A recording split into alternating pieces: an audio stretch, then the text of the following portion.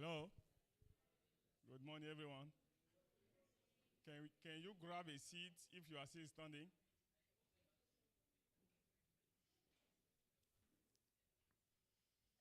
And those at the back, we have some chairs empty in the front if you would like to maybe move forward so that when we count 1, 2, 3, we know where we land. This is my money. What did you write? Okay. That is how you have to close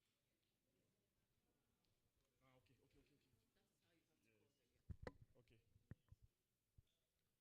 So we may start in the next 1 minute. It's 9:04. So at 9:05 we can start. Those who are still standing, please have a seat.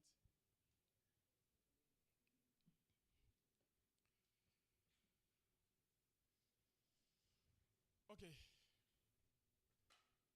Here we are again. Welcome to the fifth WAASuN. For those who were roaming for the past how many years, I think we know each other very well. And we were meeting everywhere, wherever we have the opportunity. We welcome also the new members among us. Those are joining us for the first time. Welcome. We call here Ghana. And the first thing in Ghana to say Akwaba, it means that welcome to Ghana. So we are welcome all of you to Ghana. And a really beautiful country, secured, free when you are working on all the roads, but make sure that when you are working also check your watch. If you have to go and sleep, go back to sleep. But normally, you should be secured and like everything is fine. So try to look at the Ghana map if you want to stay longer than our 3 days. You can still see beautiful thing around. Okay, let me see. I say 1 minute. Okay, 9:05, so we can go.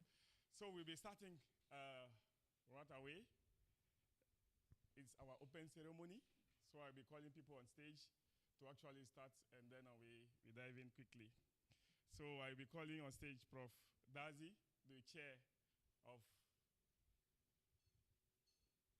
That's the other here. Prof, come. I will be calling also Prof. Dorothy, the director of Noguchi Memorial Institute. Where is Paloma? She's coming. Okay. Paloma is coming. So I'll be calling also the WHO representative in Ghana, Dr. Fiona. Calling also our keynote speaker, Eva, on stage.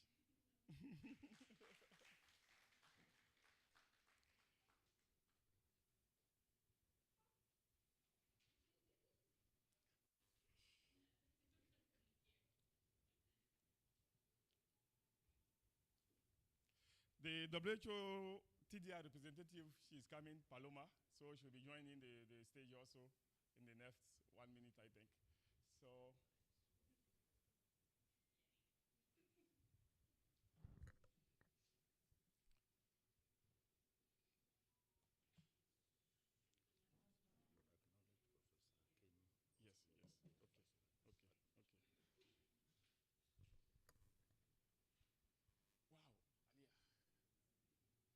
Okay.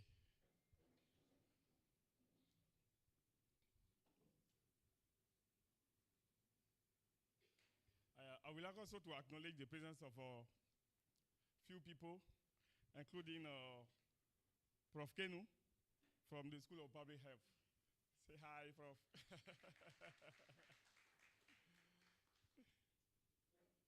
We have also Prof. Deloy from Nigeria.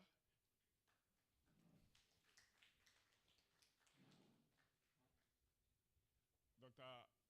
Alia Zaid just came in, but she's around.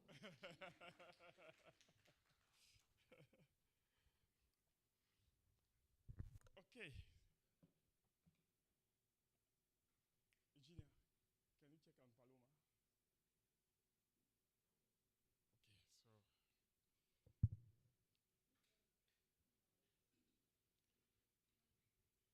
Okay, before Paloma comes, I think we can start, Prof. We start by the welcome address from the LOC chair and the overall WAASuN chair because we are doing it in Ghana.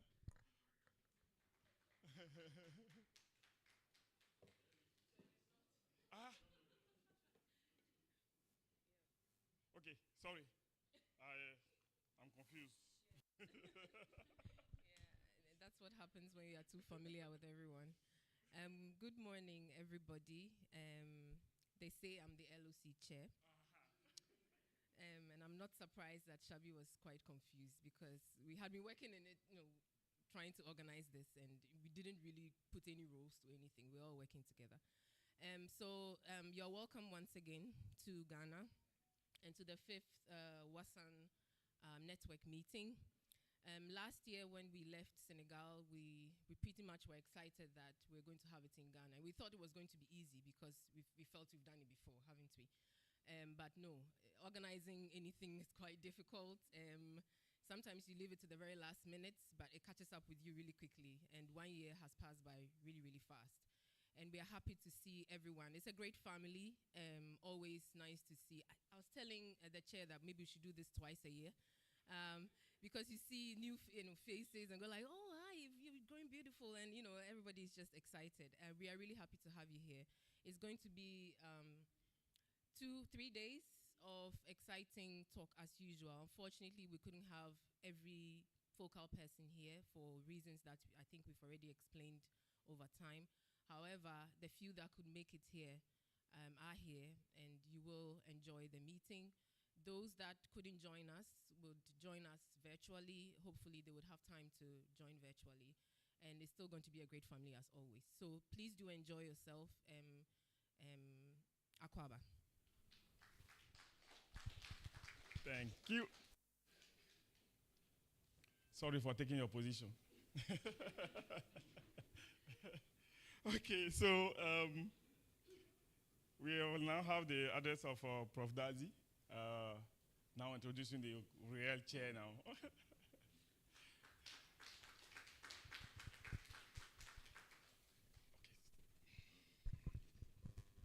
Thank you. Our Honorable Executive Organizer, Joseph. Yeah, so as having said previously, you are all welcome to Ghana, the land of what? Gold. Some years back, Ghana was called Gold Coast. Yeah, so I'll start by first acknowledging the presence of the WHO rep, Dr. Fiona Braka. Thank you for coming. And also the director of Noguchi Memorial Institute, my own boss, Professor Dorothy Ebuamenu. And also the our keynote speaker, Eva, back now from University of Florida. Let's give a hand as well. And also to acknowledge Professor Kenu, who is from the School of Public Health. Prof, thank you for coming. And also the program manager is supposed to be here, Malaria Elimination Program. We have somebody from the malaria program. Can we please acknowledge, I see her. Otubia, please. Yes. Thank you for coming as well. And also the press and fellow distinguished WAASuN members and partners. Good morning again. On behalf of the executives of WAASuN and the LOC, it's a pleasure to welcome you all to Accra, Ghana. And as Joseph said, in Ghana we say Akwaba. Akwaba means welcome. So welcome to Ghana. And just to say that this meeting is our 5th meeting of the network since its inception in 2017. And it is always refreshing to see all of you here, taking your time off your busy schedules to be here with us. And for some of you who may be joining us for the first time, WAASuN represents West Africa Aedes Surveillance Network. And as I said, this network was formed somewhere nine years ago in Sierra Leone. In Sierra Leone, many of you are founding members. You are still here with us. And the whole idea of forming the network was to help, support countries and enhance their surveillance activity, especially on arboviral diseases. The scope was that so broad, so we decided to focus on Aedes-Borne arboviral diseases. Okay, so that was the genesis of the network. Since then, we have been doing a couple of things. I'll talk a bit about that. But just to highlight that this year, we actually are co-hosting the meeting with WHO TDR in collaboration with the Global Biodiversity Information Facility. And this facility, we have two facilitators who joined us from Monday and had a training on data analysis, for about 11 selected participants across Africa. These were, selected based on a criteria. We had nothing to do with it. It was done by WHO, an international team. And they have been here since Monday to receive training on data analysis. And so it has been exciting. Now we are beginning our meeting as WAASuN for the next 3 days. And you all agree with me that this network is necessary because you all are very familiar with the recent increase in prevalence of arboviral diseases, including dengue. And so surveillance is very key to, disease prediction and, mitigating the impact of arboviral diseases. So, and more so recently, there was a gap analysis done by WHO in 2022 and recently by RAFT. RAFT is resilience against future threats. So they did some capacity, gap analysis, and they still found that many countries still lack a lot of even policies, that has to do with arboviral diseases control. So over the years, the network has been supporting countries. In fact, when we started in 2017, it was only about 20% of countries were actually doing some form of surveillance. In fact, in many countries, there was no routine surveillance at all. But over the years, as of last year, from the survey we did, about 80% of countries can somehow collect some basic entomological data to inform, disease prediction. So we are doing something good. We've also partnered WAAHu, West African Health Organization, to build capacity on how to detect arboviruses in Aedes mosquitoes. And over the years also, we've built capacity in how to identify Anopheles stephensi. We all know about the threat of Anopheles stephensi in Africa. And so we've been doing a couple of good things over the years. And I think there's more to be done. And that's why all of you here really gives me hope that we can make some progress going forward. I want to say a special thanks to the local organizing committee led by Dr. Joanna. Let's give them a clap. Are you? Yeah. Yeah, for organizing this meeting. It hasn't been easy. And I hope that you also bear with us on some of the shortfalls because we're actually elevating from following from Senegal. Senegal set the standard, Cabo Verde set the standard, then Senegal went up, and we were trying to go very high, only to be hit by, some order, and then everything changed. So we had to re-strategize to make sure we have the meeting. So thank you, and we hope that you bear with us in some of the challenges that we may have. So as I said, I thank the LOC for their hard work, various subcommittees of WAASuN, and our host, Noguchi Memorial Institute, the director. Thank you for hosting us for all these years and for your support in getting the network, doing all the good things we are doing. The University of Ghana and our sponsors, CDC. Unfortunately, at this time, CDC could not join us for many reasons. And also WHO, TDR for their support. I hope that we'll have some fruitful discussions these 3 days. And on behalf of the executives, I wish you a productive and enjoyable meeting. And thank you again for coming.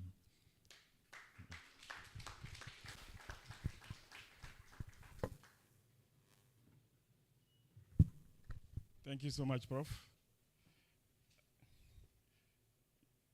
You gave the country, so we like our Prof. Dorothy to come and give her the key of the rooms.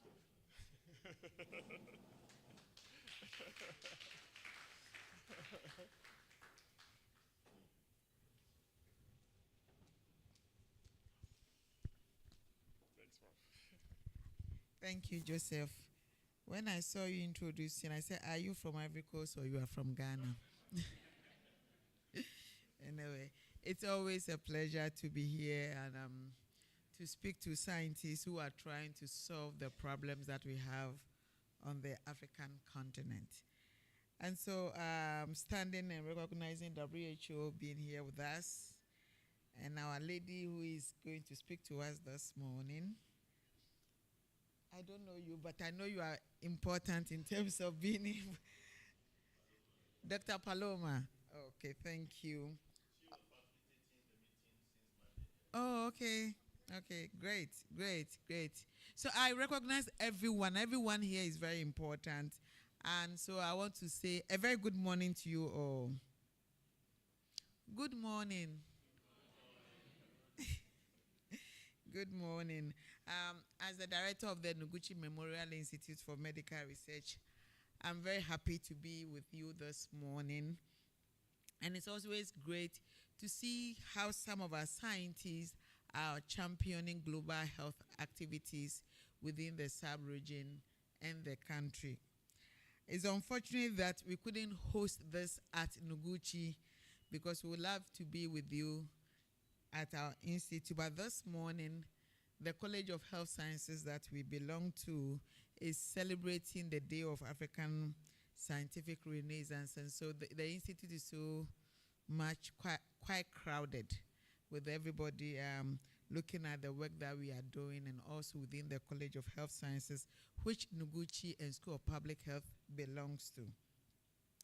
What you are doing is very, very, very important. In fact, this is my second time of being with you. The first time I stayed with you throughout the meeting in Côte d'Ivoire. It was my first experience and we enjoyed very well. I couldn't be with you in Cape Verde and also in Senegal, but I'm happy that at least we are here and I'm able to be with you. For me, this network is very important because the very first month that I became the director of Noguchi, I was hit by yellow fever outbreak in northern Ghana, and Professor Dazi and then Professor Kofi Boni, that's from virology, and the whole Noguchi, they were in a sort of ranging for vehicles to go to the north, and that was my first experience. It tells the importance of what arbovirus in Ghana. And last year, we also have dengue outbreak. I don't know whether it subsided, but still there are few cases that we are seeing.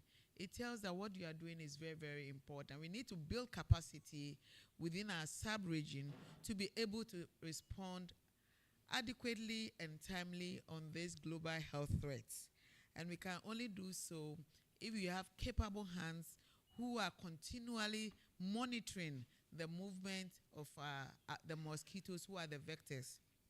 In fact, some of the diseases that we thought were alien to us, now we are seeing them. And so we think that what you are doing is very, very, very crucial. We can only go, now when I was from Kigali, we say the African proverb says that we can go further if we work together. But from Kigali, the minister added that we can go further and faster if we move together. And so now it's not just going further, but going further and faster.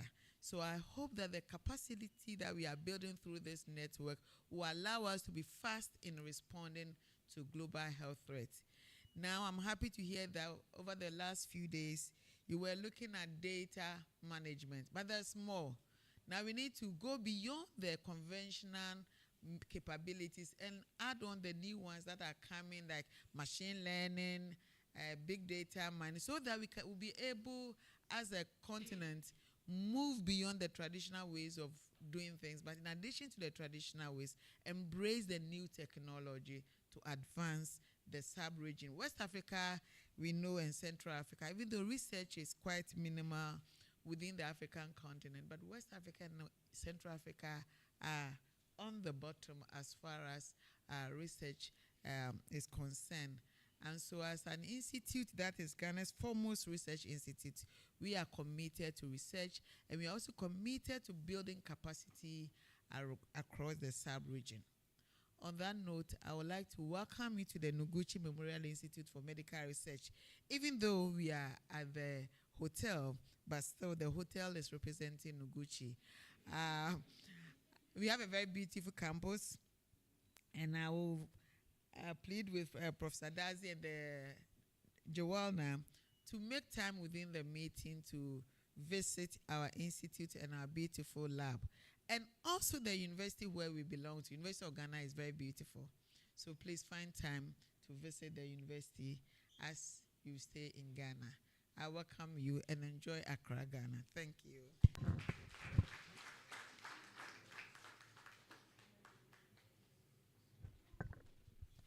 Thank you so much, Prof.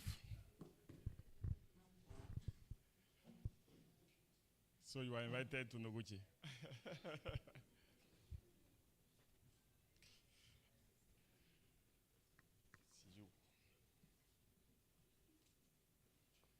Thanks so much, Prof, once again. As Prof said, we have partners, CDC, TDR, and if you remember, Florence was with us in Capo Verde. She tried to make it this time again to Ghana. Unfortunately, as Prof said, there's a lot of shaking everywhere, and sometimes things change. What we would like to do, actually we cannot do it. So we just have the opportunity to do what they allow us to do. So that's where we are in the world now.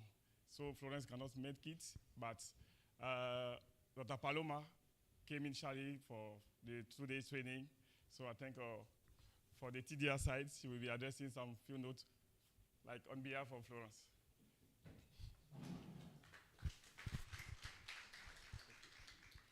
Thank you.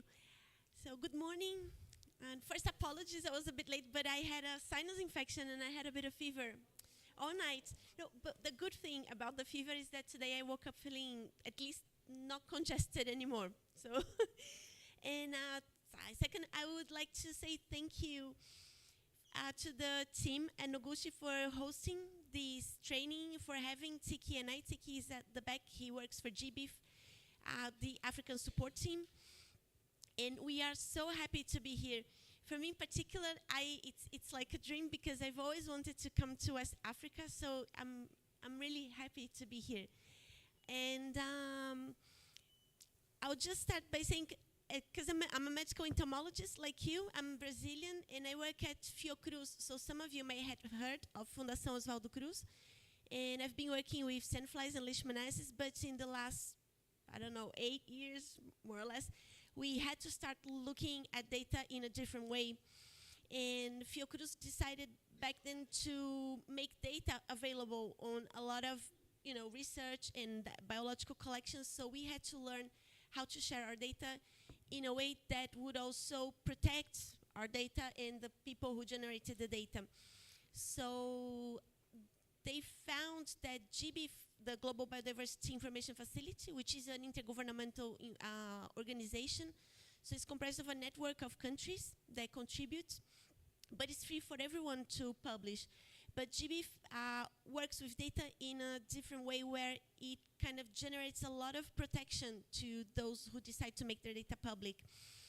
And then in 2023, I started to work for GBIF under a contract in collaboration with the Vector Atlas project. Again, some of you may have heard, the Vector Atlas is currently based at Isipe in Kenya, and it's a platform to map and model malaria in the continent. So I guess since the beginning of my contract as well, we've been working with African countries, with stakeholders in the continent. So again, I think it all, and my contract ends this month, so I guess it all wraps up very nicely to be here with you. And I'm not sure, the TDR is also, we have a member of the TDR, which is Florence Fouque. I guess many of you know her, and she's being a very strong advocate for open data. And she's been supporting, in collaboration with GBIF, a lot of activities, such as calls for data papers and trainings. And so this is probably, we discussed yesterday, is probably the last training in a while. We all know the WHO has been going under reformulation. And so it's really special to be here and to take this opportunity during the WAASuN meeting to be with other medical entomologists to talk about data as well. And I guess that's it. So thank you very much. Thanks so much, Paloma. Sorry for your cold, but we have some ginger, some pepper, and everything around that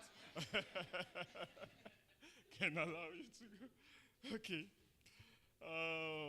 The last but not the least, we have Dr. from WHO, our Ghana representative, to actually give us a thought before the final open for activities. Thank you.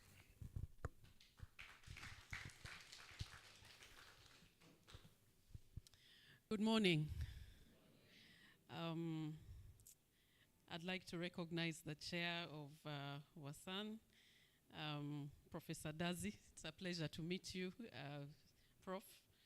The director, Noguchi Memorial Institute of Medical Research, Professor Dorothy. It's a pleasure as well. Our keynote speaker, looking forward. Colleagues from TDR, Paloma, pleasure to meet you. To you, distinguished members of the network, colleagues from the Ministry of Health, I greet you all. I'm so delighted to be part of this meeting this morning and listening on the work that is going on in this important network. I am new to Ghana. I arrived last month as the new country representative. And so I'm really delighted to interface with all of you. And I look forward to continuing our collaboration as WHO. Distinguished participants, over the next 2 days, you'll have an opportunity to, 3 days, you'll have an opportunity to discuss an important public health challenge. Mosquito-borne diseases are increasingly becoming a major threat to urban populations. And this phenomenon is largely due to population growth and urbanization, which results in crowding, inadequate housing and waste management, creating ideal ecological conditions for survival for vectors. Lack of effective vector control and infectious disease prevention measures in many of our countries and the fast globalization of air transport facilitates the rapid spread of these pathogens. The Global Arbovirus Initiative, which was launched recently, has made strides towards better characterizing risks of some arboviruses, such as the Aedes-Borne arboviruses. This network is, which is non-profit, aims to work together with other partners to strengthen capacity for surveillance for Aedes and other emerging and re-emerging arbovirus diseases surveillance in Africa. Focus has been on risk monitoring, pandemic prevention, preparedness, detection, and response. Distinguished participants, the region most in need of such surveillance and response capacity for vector-borne diseases is the African region. The African region carries the highest burden of malaria and documented transmission of viruses that cause yellow fever, dengue, chikungunya, and Zika. Although these have been documented, they are not adequately quantified and characterized. Hence, the important role of this network in bringing together stakeholders and experts to deliberate on systemic gaps, including strengthening lab capacity and systems. This cannot be overemphasized. Although local mosquito-borne transmission of Zika, dengue, and chikungunya viruses has not been documented in Ghana through direct molecular or isolation techniques, we have serological studies in recent years that have suggested that local transmission may have occurred.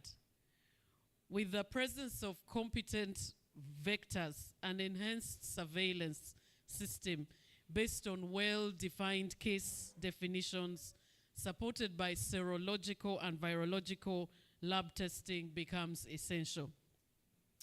The Noguchi Memorial Institute of Medical Research and other partner institutions of this network have a major role to play in vector surveillance and response in many African countries.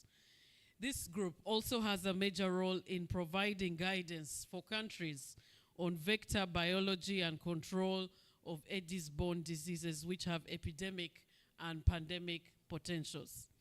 So your work is well cut out for you, and we are really excited that the partnership is growing. This is the 5th meeting. We look forward to many more, and we look forward to our strong collaboration in trying to get the world better prepared and have better capacities to respond to these disease threats. So I wish you all a fruitful meeting, and welcome to all of you who are here for the first time in Ghana. Thank you.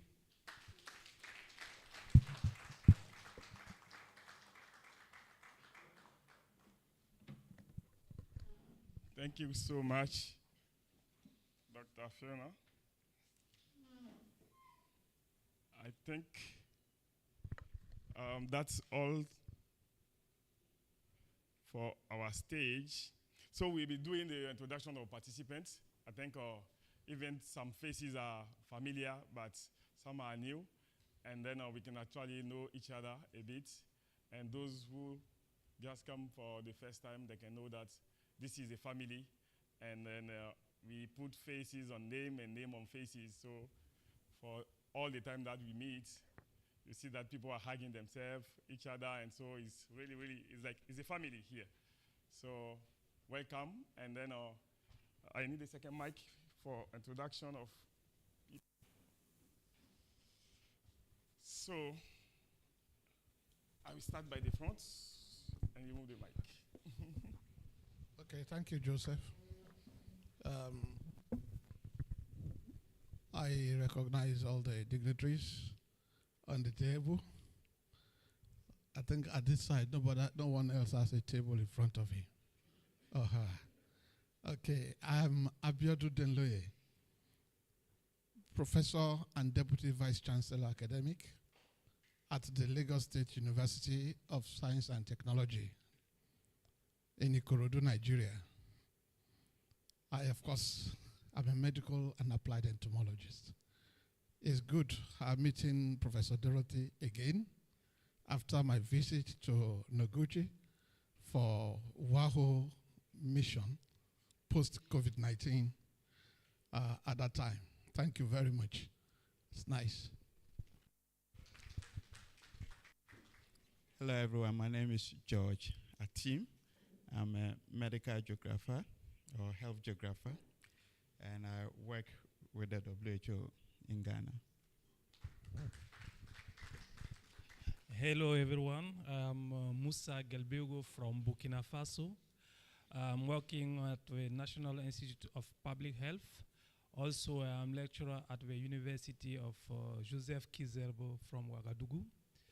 Medical entomologist also. Focal person of WAASuN for Burkina Faso.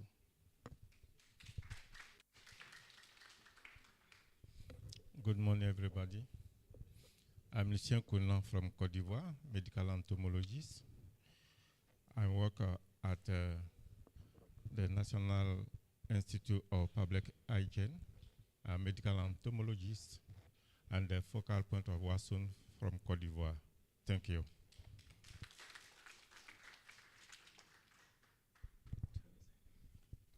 Good morning, colleagues. My name is Elijah Juma. I come all the way from East Africa in Kenya. It's my first time being in this meeting. I'm very excited to join you. I work with Valent Biosciences. Many of you may know about Valent Biosciences, and I'm the marketing operations and technical development manager for Africa. I work with Silas Majambere, whom again, many of you know but could not participate in this meeting because of other engagements. Thank you. Good morning. My name is Maulud Diallo. I am from Senegal and I'm working at Institut Pasteur de Dakar. And I'm medical entomologist leading a group working on arboviral disease vector and malaria vector with my colleague Ibrahim Jah here.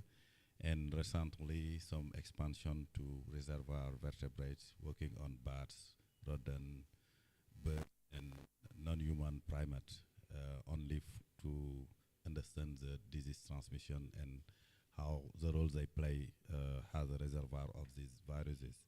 And last things, I am the vice chair of WAASuN since last year. Thanks. Good morning, everybody. My name is Ibrahim Jah. I am a medical entomologist working at Pasteur Institute in Dakar with Dr. Maulud Diallo. Thank you.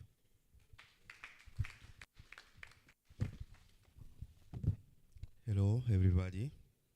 I'm Koulibaly Zana Kungo Ibrahima. In short, Zana. Everybody can call me like this. I'm medical entomologist, come from Institut Pasteur de Côte d'Ivoire. Closely work with Lucien Conan. Thank you. Good morning, everybody. I'm Joseph Harold Nyakun Osei. I am an entomologist and an applied parasitologist.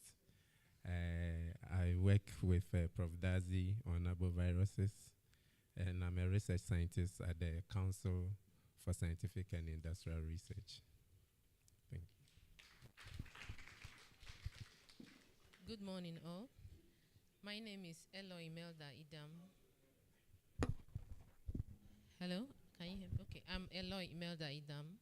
I work with National Arbovirus and Vectors Research Center, Nigeria. I'm a research entomologist. Thank you. Good morning, ladies and gentlemen. I'm Dogmuro Festus, medical entomologist. I work with National Arbovirus and Vectors Research Center, Nigeria.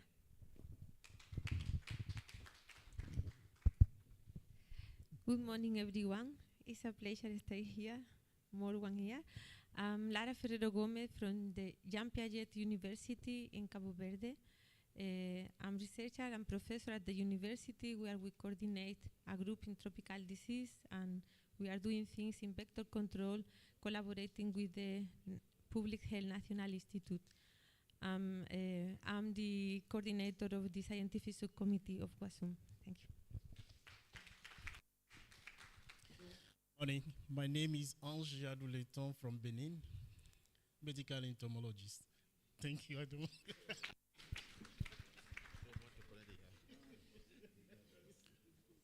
Hi everyone, I'm Basil Kamgang, a medical entomologist working on arbovirus and arbovirus vector from Center for Research in Infectious Disease, Yaoundé, Cameroon. Thank you.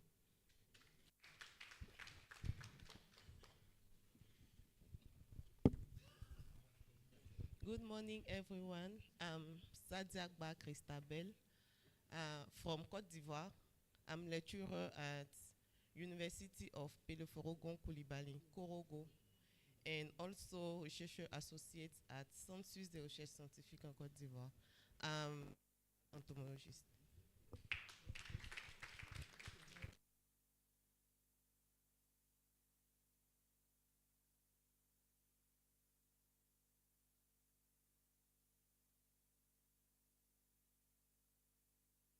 Conan Lucien. Good morning. My name is Basiliana Emedi. I come from Tanzania and I work with the National Institute for Medical Research in Tanzania. Professionally, I'm a medical entomologist. I'm so glad to be here. Thank you. Good morning, everyone. I'm Falilat Sanusi, medical entomologist PhD, and I work with Benin National Laboratory of Viral Hemorrhagic Fevers and Arbovirus. Thank you. Good morning, everybody. I think this place is too cold. All right, good morning, everybody. My name is Udo Kangwangu.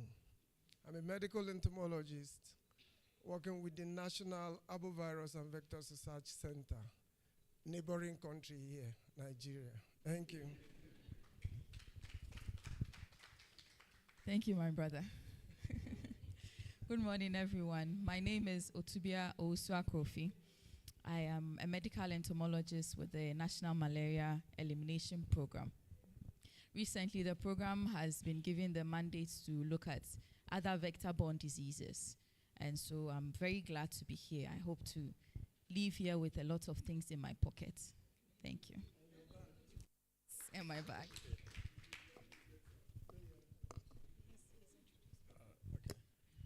Good morning, everyone. I go by the name Samuel Gomez from West Africa, a small country called the Gambia, closer to my neighbor Senegal. I work with the National Malaria Control Program, Ministry of Health, the focal person for WAASuN. This is my first time to also attend the meeting, so I hope to also learn a lot from the team. Thank you. Good morning, everybody. My name is Adetuji Babedele Shadiat from the prestigious Lagos State University, Lagos, Nigeria. I am a lecturer under zoology and environmental biology, medical and veterinary entomology to be precise, and I'm so happy to be here. Thank you so very much.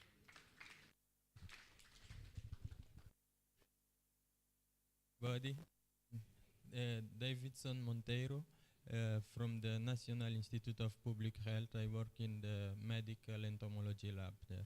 It's a pleasure to be here for one.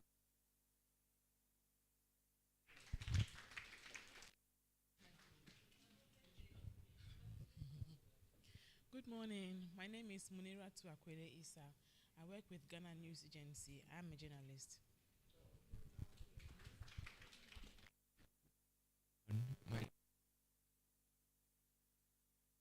Sorry.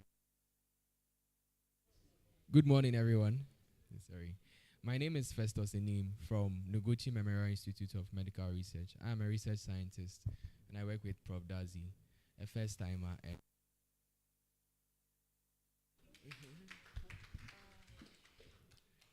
Good morning, everybody.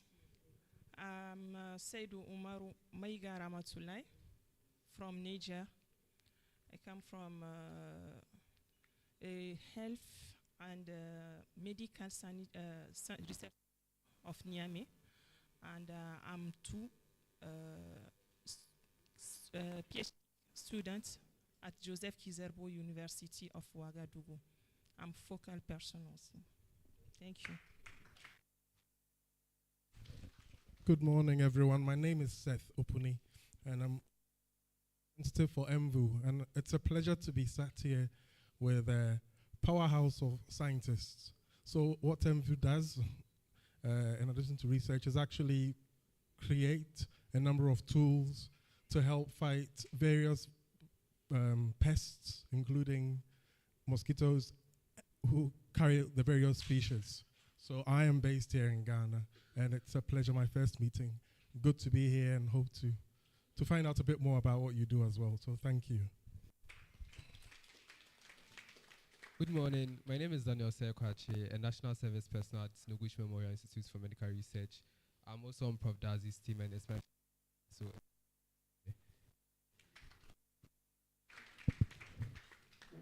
Good morning.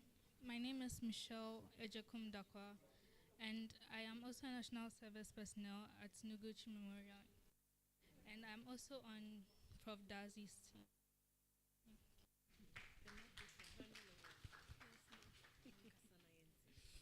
Okay, good morning, everyone. So my name is Memorial Institute for Medical and Arbovirus Research. So Prof. Dazi is my mentor and my boss. And this is my second time. Last year, I was privileged to be sponsored as a student to present my work. This is for my Master of Public Health, and it's a pleasure to be back here again. Thank you. Good morning. I am Kosivi Akaganku, PhD student in medical entomology at the University of Lomé, Togo. Thank you. Thank you. Good morning. I am Christian Atawabi. I'm with the NMEP Vector Control Specialist. Good morning. I'm Sela Sipibansa from the Noguchi Memorial Institute for Medical Research. I'm also an entomologist. I work on Prof. Dazi's team, and I'm the financial secretary for WAASuN. So I'll be coming for my dues. Thank you.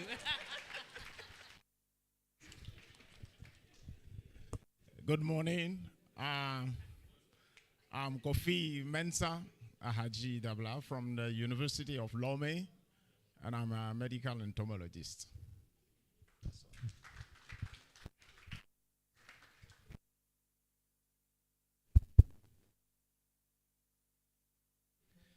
Morning, everyone. I'm infectiologist medical and entomologist. I'm a professor in Kinshasa University. I'm head department of the ecology, vectors and environmental. Bon, je suis le patron. Voilà, donc je suis le patron d'entomologie en République démocratique du Congo, à l'Université de Kinshasa, à la faculté des sciences, où je suis le patron de master que j'organise en entomologie à l'Université de Kinshasa, en collaboration avec l'INRB. Et je patronne tout ce qui est recherche en maladies infectieuses et parasitaires, et aussi de l'écologie vectorielle ainsi que de maladies liées à l'environnement. Donc nous sommes à l'Institut national, donc nous patronnons tout le pays.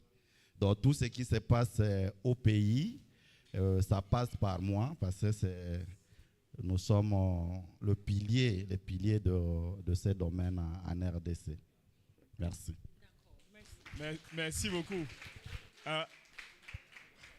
So he's the boss of the boss of the boss of DRC. So that's what he said. So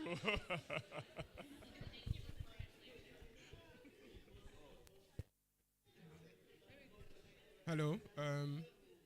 Hello. Good morning. I'm the executive. I'm a research assistant at Noguchi Memorial Institute, and I work with the Muzibarum Group with Dr. Joanna Akoli. Thank you.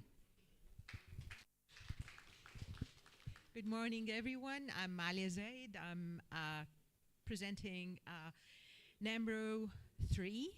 That's the former name, and now it's NAMRO Eurofcent, the Cairo detachment. And I'm very happy to be here several times, and I think I have a problem. Everywhere I go, I feel that this is my home country. Let's try to solve this problem later. And of course, I'm a professor at Cairo University, insect control. Hello, good morning, everyone. My name is Shirley Nimo Paintil. I'm also with NAMRO Eurofcent, Ghana Detachment, and we're in collaboration with Prof. Dazi and the Parasitology Department on a lot of vector programs, and I'm a member of WAASuN. Thank you. I'm Ernest Kenu from the School of Public Health. Thank you.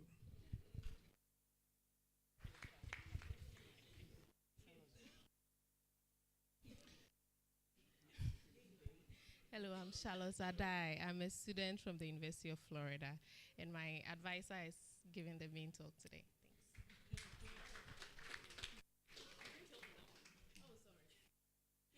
Hello, good morning. I'm Rebecca Pualia. I'm a member of Prof. Dazi's lab, the Vector Research Group of Noguchi Memorial Institute for Medical Research. Thank you.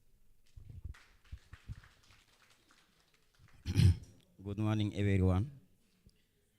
I'm Yaro Mahamadi, PhD student, medical entomology. I come from Burkina Faso, Joseph Kizerbo University, Laboratory of Fundamental and Applied Entomology. I'm very happy to take part in this workshop. Thank you.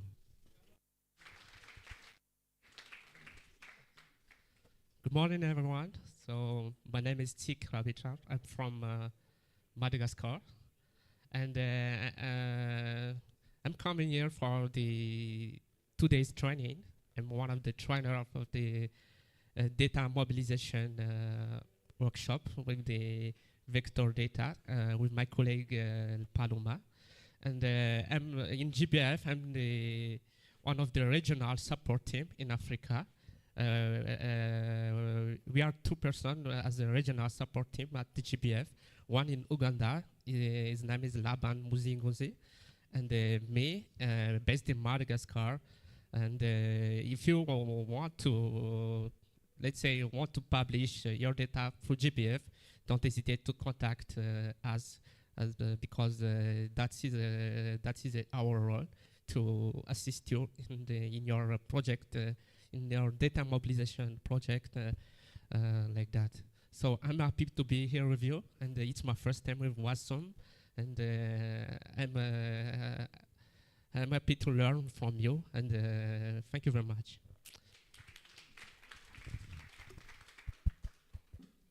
Good morning, everyone. My name is Abdoulaye Gaye from Mauritania. I am a medical entomologist at I'm medical entomologist at National Institute Research of Public Health.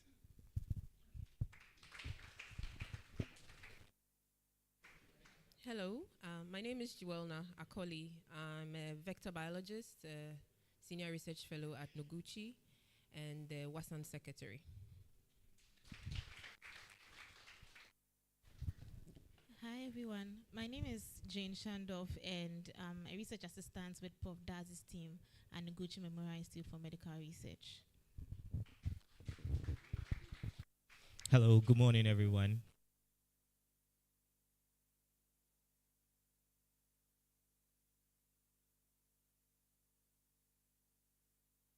WAASuN, thank you. Please let me come forward, if it helps. Let me move forward, please. It will go off. Okay. Andy Asafweje, I work with the vector research team at Noguchi, and I'm the media and comms officer for WAASuN. A pleasure to meet you all once again. Thank you. Okay, good morning, everyone. My name is Seth Ado. I'm a parasitologist and an entomologist. I'm part of the vector research group, so I work with Prof. Dazi, and I also work with Namru WAASuN on all vector activities. Thank you. Hi, everyone. My name is Christopher Nilai Teramenza. I work with a vector research group headed by Prof. Dazi, and I'm your rapporteur for today. Thank you.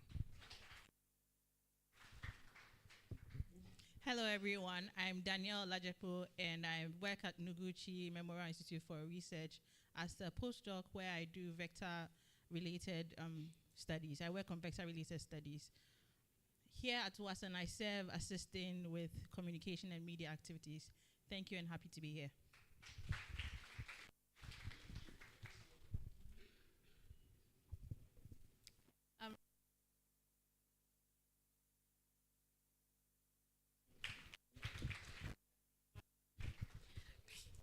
Good morning. My name is Eugenia Shome, coordinator for the project. Thank you.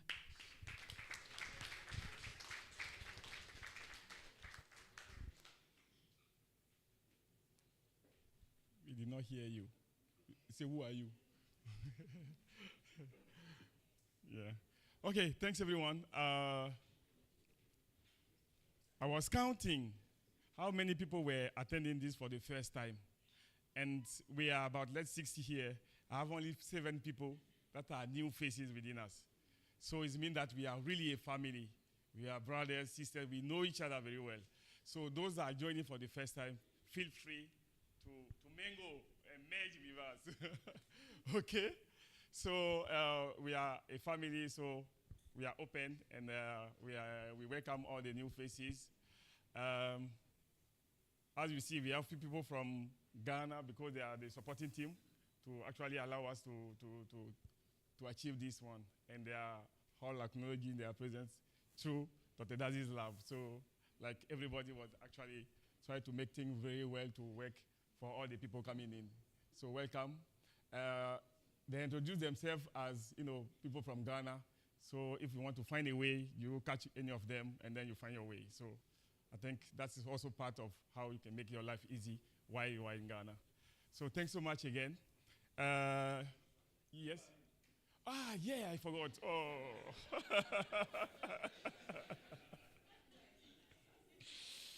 Okay, thanks so much. I feel like everybody knows me, so that's why I did that. Okay, I'm Joseph Chavi, partly from Côte d'Ivoire and partly from Ghana. So I'm dual citizen, and I want to see how Ghanaians are showing their face and telling me, no, you are not. But I am. So I'm actually the executive organizer. Please, capital E when you are calling me. So, as I said, he is the boss of DRC. I'm the boss of WAASuN. So whatever you want, come and tell me, and then I can get the way for you. So welcome everyone again. And we see how people coming in, and maybe later we can continue the introduction. So we see how people coming in. We dive in quickly for I think Prof. Dazi already slightly talked about our objective when he was doing his introduction here and welcoming you guys. So we go directly to the keynote speaker, and then, yes. So yeah, can move front. And then, thanks again for staying here, and then enjoy the rest of the meeting. Thank you.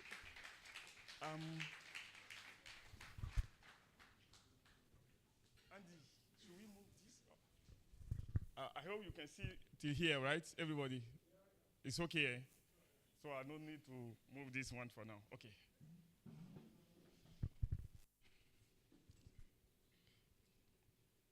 So, as she already introduced herself, Prof. Eva Boker from University of Florida. So she will be our keynote speaker. The title of her presentation will be Translating Extension-Based Aedes Surveillance and Control Strategies Across Continents. And I'm happy for her to see that actually we are a continent sitting here. So we have all a map of all sides of Africa in this room. So whatever you'll be saying here, I think someone will have a piece of that land, the continent here, taking it with all the experience and whatever you are going to share. So thanks so much for joining us, and welcome her to the stage. Okay, let me look for your presentation. I think should be here, right? Yeah. So, presentation modes.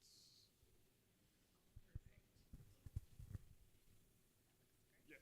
Thank you. That's ready. You can just start here and then.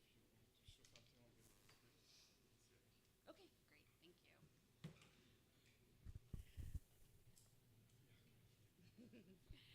Well, good morning, everyone. So my name is Eva Buckner, and I'm an assistant professor at the University of Florida in the U.S. And this is actually my first time to Africa. So, and I feel so fortunate to have this as my first experience here in Africa, because I really, truly have felt so welcome just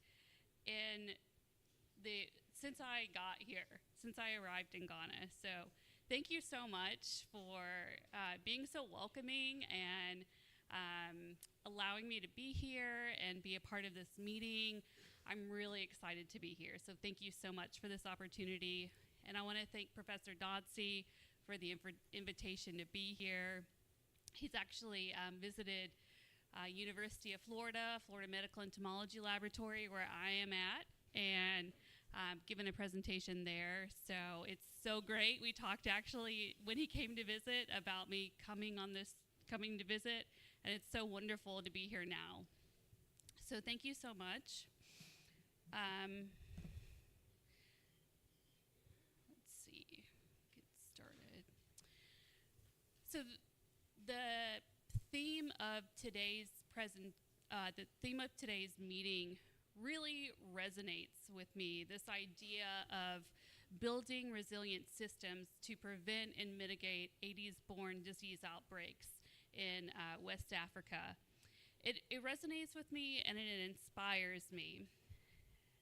And that's because I've been leading a similar initiative in Florida, of course, on a much smaller scale. I'm talking about state level rather than international level. But I've been leading a similar initiative in Florida for the past 7 years. And so my lab and I, we work to actually help build county and district level vector control programs in the state of Florida. And I think a really important way to help build resilient systems to control Aedes-Borne diseases is sharing knowledge and resources. And because I feel like it allows us to maximize the resources and knowledge. And so I'm so grateful to be here today to be a part of this. What I'm going to present on today is I'm going to talk about my lab's Aedes research and extension efforts in hopes that it might be of benefit to WAASuN. And then, so first I'm going to talk about my insecticide resistance testing and the research and extension and how that's helped build the capacity of Florida mosquito control programs. And then I'm also going to share a little bit of Aedes control research that I've been a part of. And before I move on, I just want to make sure that I acknowledge that the sharing of knowledge, it isn't just one way.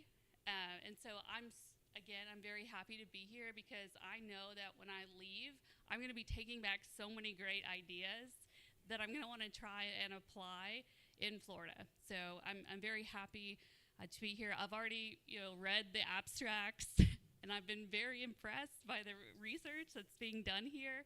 So I'm excited to learn more.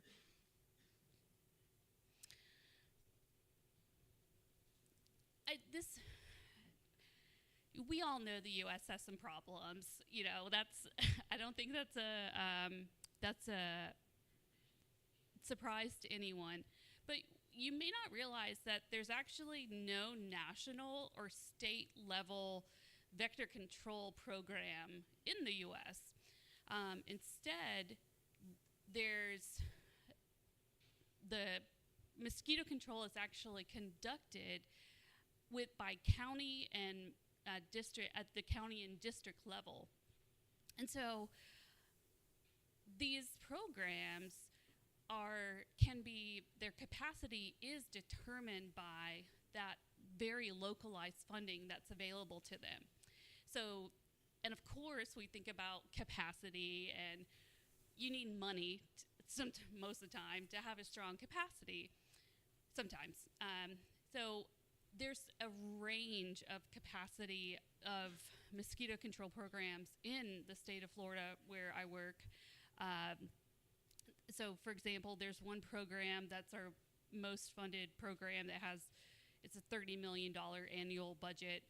Of course, that's the best funded, but there's also programs that only have one person who works part-time to control mosquitoes. That's and they're responsible for protecting the public health of an entire county. So just to kind of give you an idea that there is a range of capacity for vector control programs in the US and also in Florida. And one of the things that many of the programs struggle with is insufficient capacity.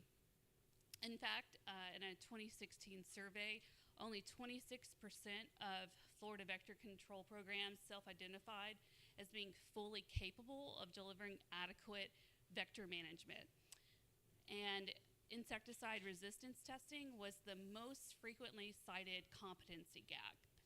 And so 85% of the survey respondents reported a lack of routine insecticide resistance testing taking place at their local vector control programs. And of course, another challenge that we're all dealing with at an international level is increasing insecticide resistance levels in our vectors. So those are some of the challenges that are facing Florida vector control programs. So given this lack of capacity that was highlighted by a survey a while ago, my goal has been to increase the capacity and resiliency in Florida vector control programs since I started at UF about 7 years ago. And it's really a group effort. My lab is phenomenal, and I want to recognize Charlotte Ade, who's here with me from my lab. She is a part of my team and helps teach professionals how to conduct resistance testing. And so I have a great team. It's not just me. But I want to talk a little bit about how we've been working to build resilient programs to prevent and control Aedes-Borne diseases in Florida. And we've been doing this using multiple methods that you can see here on the screen. And really, we have been able to increase the capacity of insecticide resistance testing for these programs immediately. And that is through actually conducting the insecticide resistance testing for them. And so they, through state and federal funding, they're able to send us in mosquito eggs. We rear up the mosquitoes, and then we test the mosquitoes for resistance for them. So that's immediate capacity building. We're giving them that data that they're able to immediately make informed decisions about control using. But we all know funding doesn't always last forever, unfortunately. And I know that the current funding that I have for providing this immediate resistance testing for these programs, it's not gonna last forever. And I think that's one really important thing to think about when we're trying to build resilient programs, Aedes control programs, is not just how these programs are successful right now, but how they're gonna be successful in the future, long-term success. So I think that's a really important thing to consider when thinking about how to make programs resilient. And so for me, the strategy has been thinking about, okay, down the road, I'm not gonna be able to conduct this testing forever because my funding's not gonna last forever.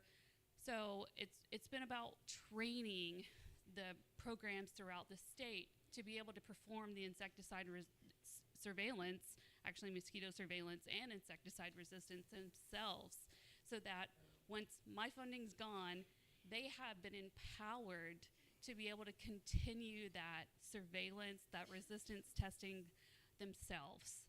And one thing that I always try and do is teach, when I teach people how to do surveillance, insecticide resistance testing, I always try to utilize inexpensive or free materials when possible, so that they are able to continue doing this work and they don't have to, spend all this additional money just to be able to do it. So I just want to give you a little bit more information about the different methods that we have been using for this, as part of our program. And so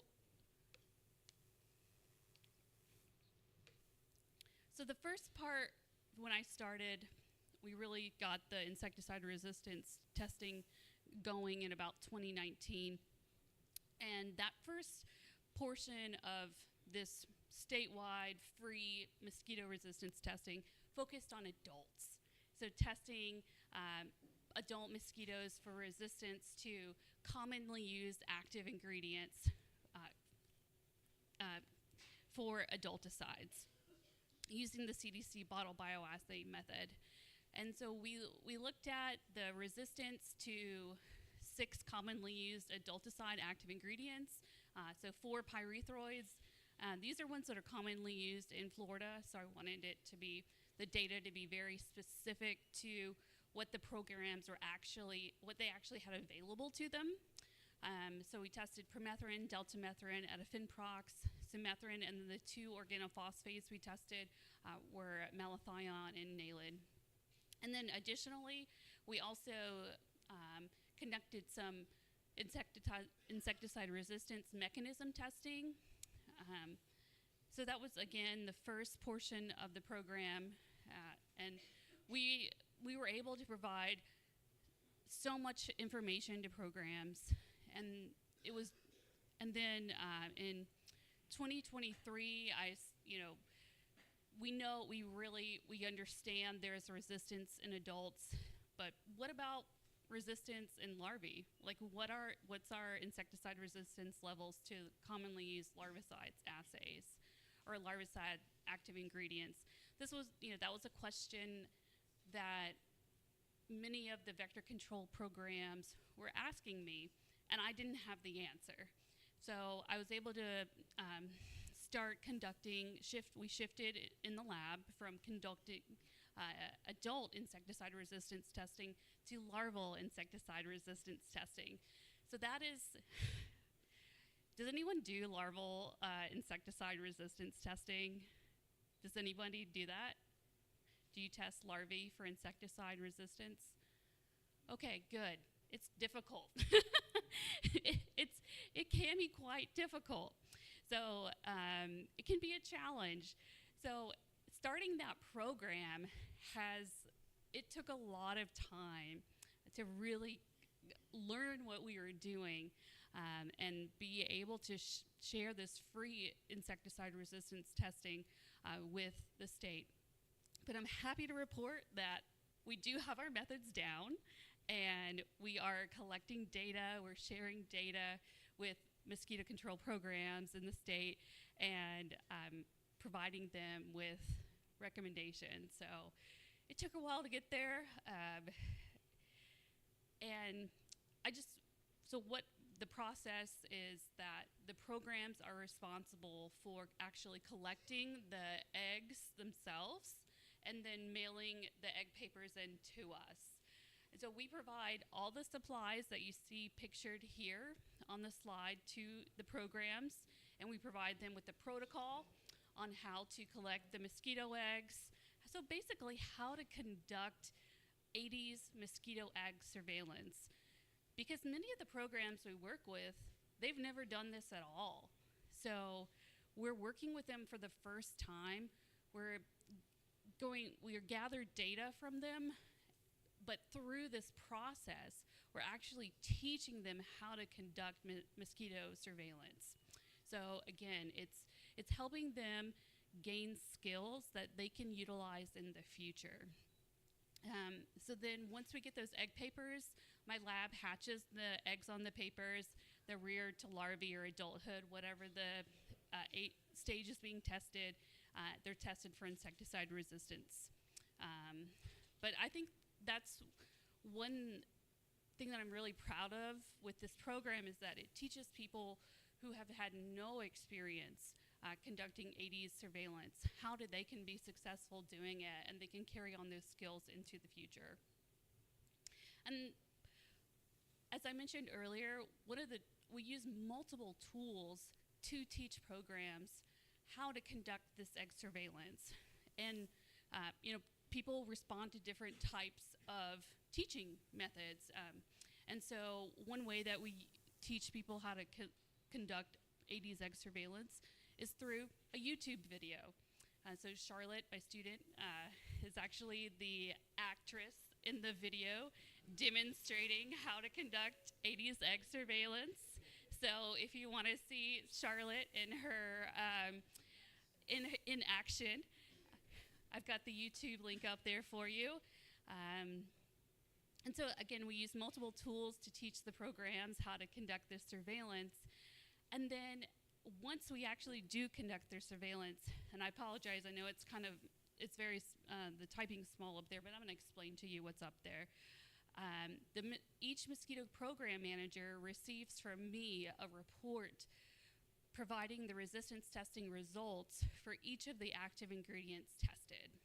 Additionally, they receive from me an email giving them population-specific resistance management recommendations. So on here, this slide is just showing an example of a report and an email that I provided recommendations in. And basically, for example, in this report and in the recommendation in here, I'm letting the program know this population was resistant to these active ingredients.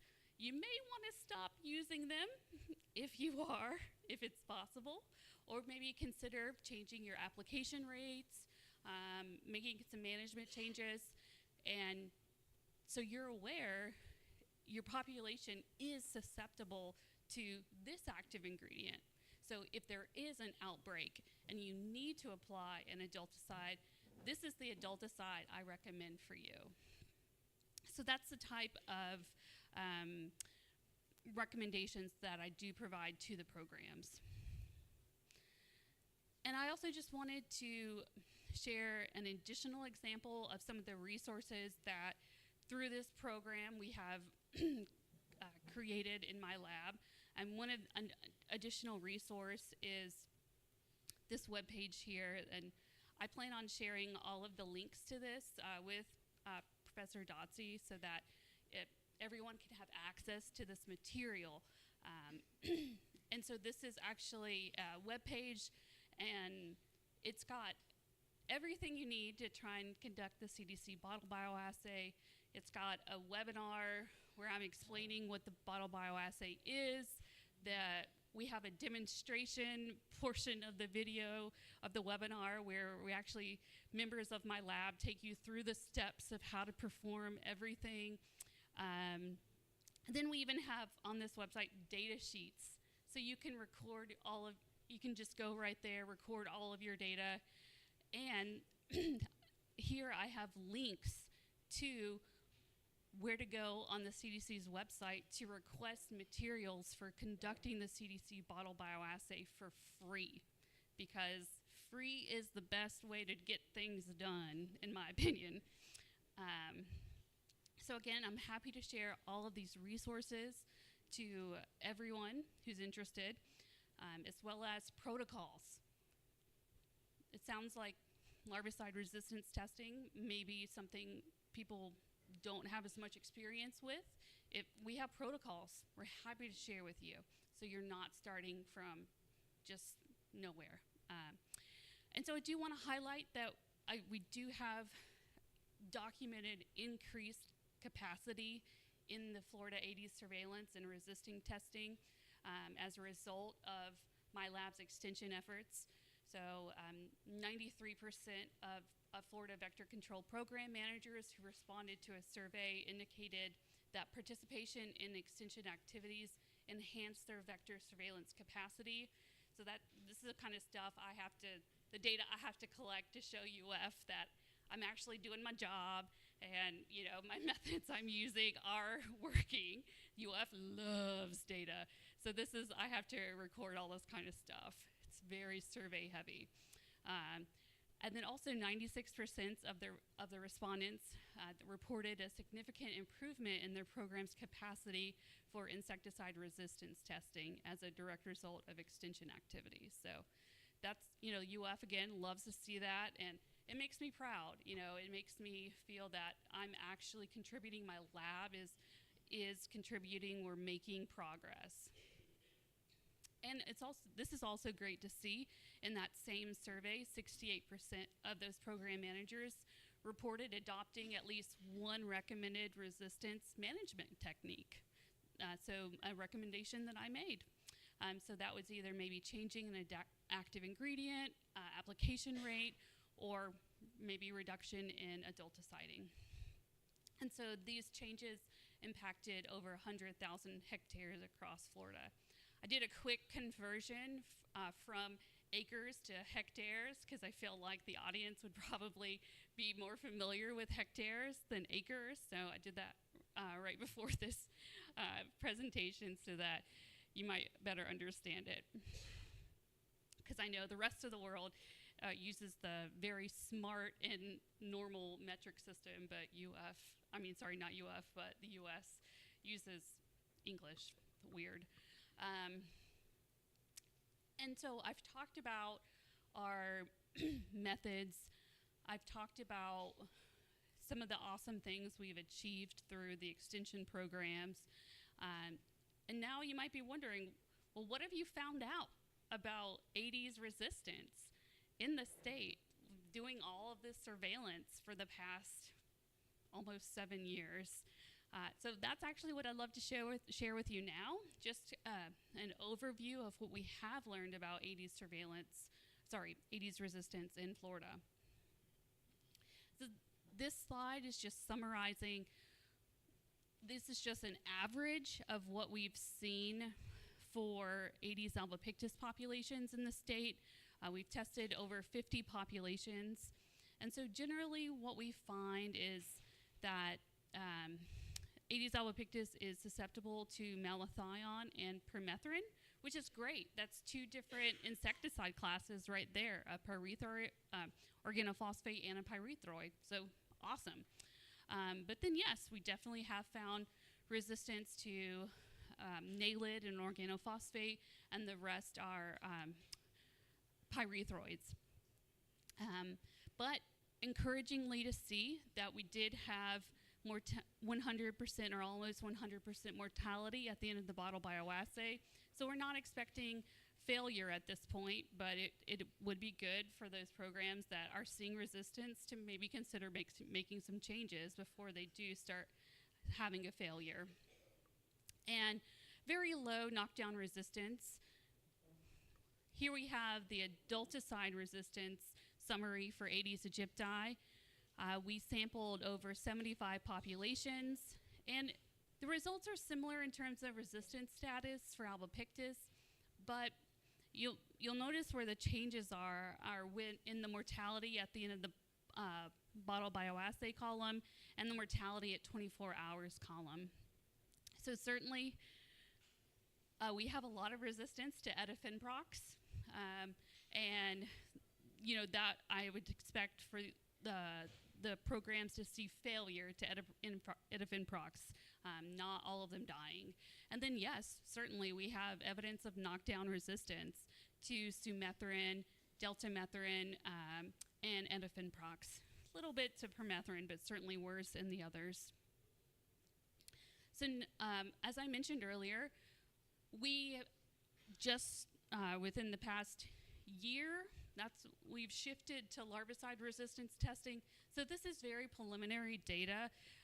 We've tested, I think, about 10 to 15 Aedes albopictus and Aedes aegypti populations for larvicide resistance, and we're focusing for the Aedes, we're focusing on the active ingredients BTI, methoprene, and spinosad. So here you can see the overall resistance average for the Aedes albopictus populations we've tested. So these populations are susceptible to both BTI and spinosad and mildly resistant to methoprene. Moving on to Aedes aegypti, these populations, so similar, susceptible to both BTI and spinosad, but more resistant, so moderately resistant to methoprene. So methoprene has been a larvicide active ingredient that's been used in the US and in our state specifically for many, many, many years. But we really didn't know about the resistance levels. So this is eye-opening to the programs to learn, yes, there is resistance to this active ingredient.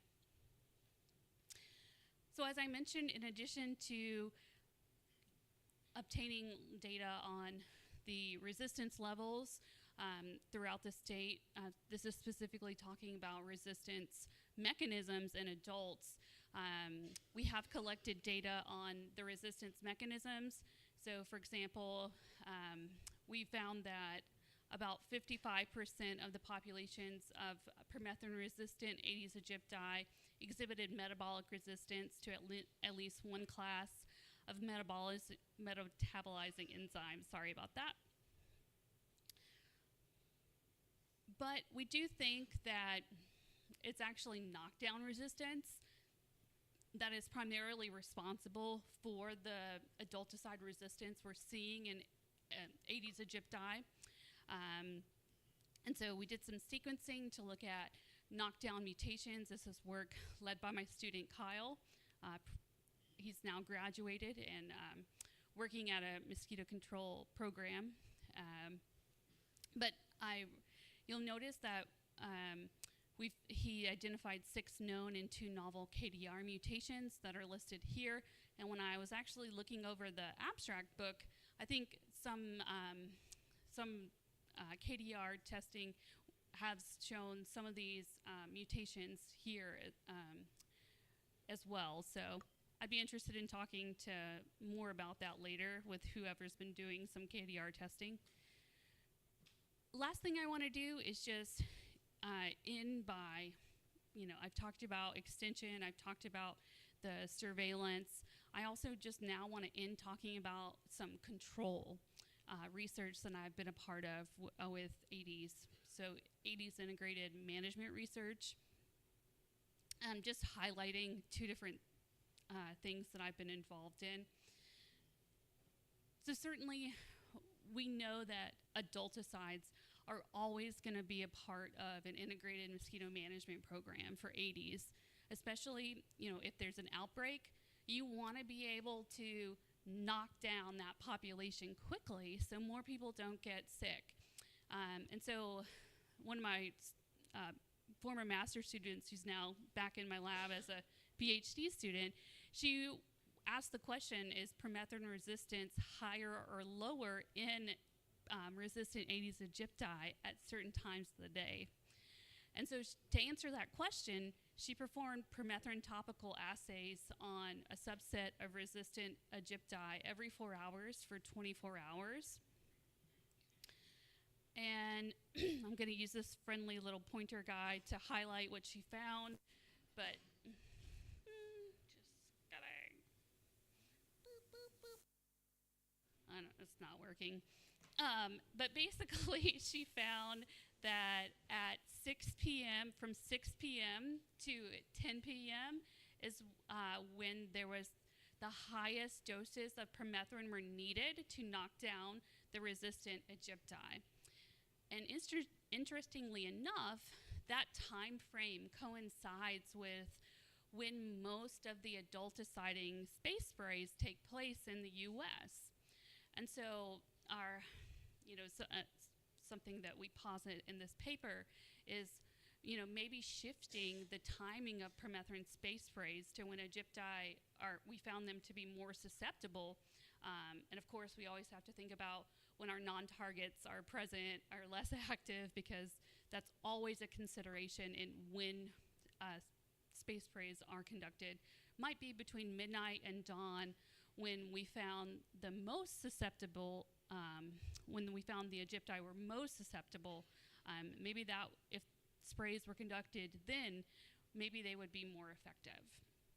But of course, this is data just based on one resistant Aedes aegypti population. This, we certainly need more data to verify these results and find out if this is a trend that is found among other populations. I've also been involved with multiple studies on the Intucare mosquito station, and I think someone has been working with that. And so I just wanted to talk a little bit about the Intucare mosquito station. For those of you unfamiliar with it, it is a commercially available station that's attractive to Aedes aegypti and Aedes albopictus. And basically, the visiting female gravid females come in and get contaminated with paraproxyphene and Beauveria bassiana, an intimate pathogenic fungi. And so once they're contaminated, they fly out and they visit, potential sites, oviposition sites, and then the paraproxyphene is disseminated to those larval sites. And the idea is to kill any larvae that are developing in those sites. And the Beauveria bassiana, it takes a little bit to kill the adults. So the idea is let them do some auto-dissemination of paraproxyphene to different sites, kill some larvae, and then, once they've done a little bit of work for you, they die. So that's the idea behind this trap. And so I think it's a really unique idea. And also, you do add paraproxyphene to the station itself, so it's not going to serve as a source of larvae. So that's a good thing. We don't want to be, putting out larval habitats in that location. So as I mentioned, I've been involved on multiple studies on the Intucare station, both on Aedes aegypti, Aedes albopictus, Culex cuenca fasciatus, looking at the efficacy of this trap both in the semi-field and in the field. So I just wanted to provide you with my takeaways on the Intucare station in case you're considering it as part of an integrated mosquito management plan for Aedes. It is effective for Aedes control, and especially, as I mentioned, it's great because you actually use the mosquitoes to do the work for you and finding potential cryptic larval habitats. So yes, it is effective, but I do want you to know it is labor intensive. And so for that reason, it's not necessarily a method I would consider using for a huge space. Many hectares. I wouldn't consider it for that. It's just going to be too much work. So if there's, maybe some hot spots you're trying to kill Aedes in, this would be a good tool for that. And I also recommend, I don't recommend just using one tool for anything. So I always, am going to recommend using this as part of an integrated vector management plan. So, for example, along with larviciding and source reduction. So I just wanted to end on that note, give you, kind of all sides of what's going on in my lab, talking about the surveillance, insecticide resistance, and control research, as well as the extension. So that's all I have, and these are the folks I have to thank for giving me money to be able to do the cool work I do. And of course, my work is a huge collaboration with vector control programs throughout Florida and other collaborators, so it wouldn't be possible without it. And as I mentioned, the work my lab does is a team effort, so I'm incredibly thankful to my lab. Of course, I've got to show a picture of Charlotte in there. And I have to, as I mentioned, I'm super thankful to be here, and thank you to Dr. Dodsey for the invitation to present. And I'm happy to take questions if there's time. Thank you. Yeah, do you want the microphone? Thanks so much. We take few questions before going to break. So, yeah, we can have 2 or 3 questions for her whenever you want some more clarification. Okay, sounds great. Thank you. I'll be around if you want to ask me questions later. There are questions. Okay, got it. Yes, please go ahead. Here, why don't you give him? Here you go. We can share. Thank you for that great presentation. So I noticed that, yes, so by default in the US, you do insecticide resistance testing using CDC bottle bioassay. But some studies show that because of the design, the methodology, and the way the results are interpreted, CDC bottle bioassays sometimes tend to overestimate resistance.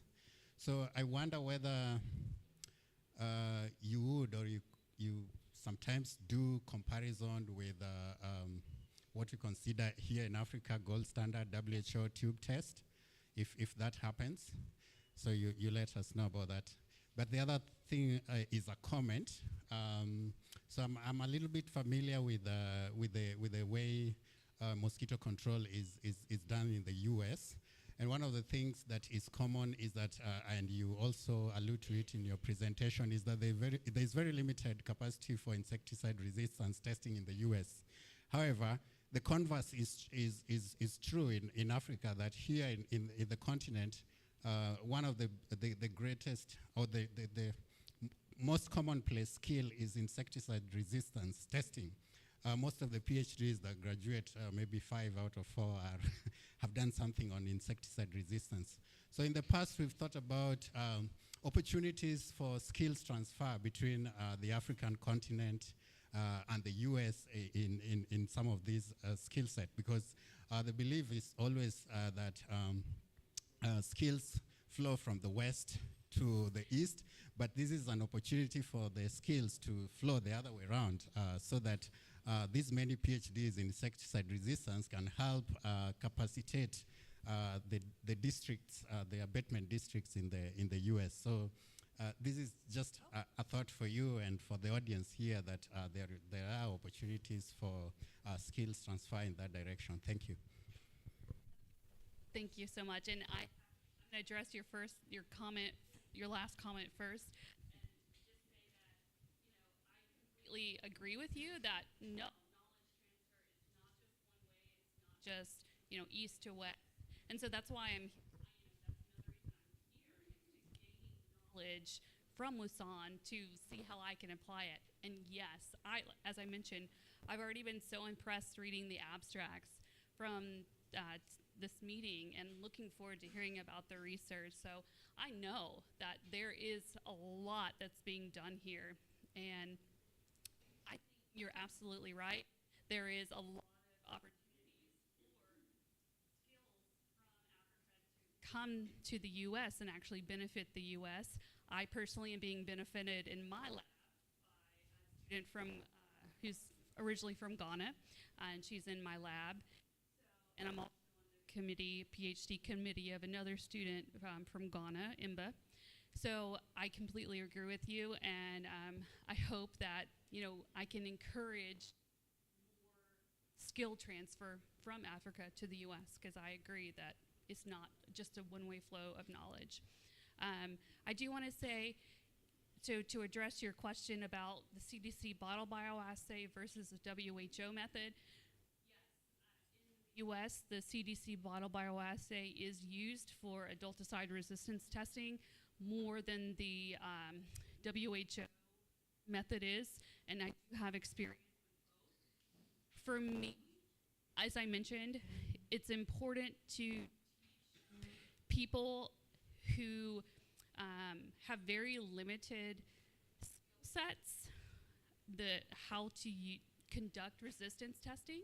And I personally find the CDC bottle bioassay to be easier to actually conduct. I'm sure those of you who actually have to drop the insecticide drops on the paper and then make sure that you do it so that it's the same like concentration across the paper, that's not easy. So yes, I do teach the CDC bottle bioassay method. I do think it's easier, but that's just my preference.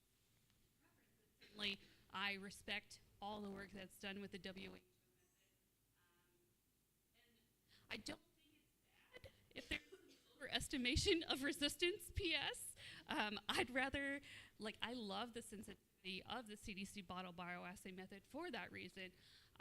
Because to me, it's important to detect resistance before we see operational failure.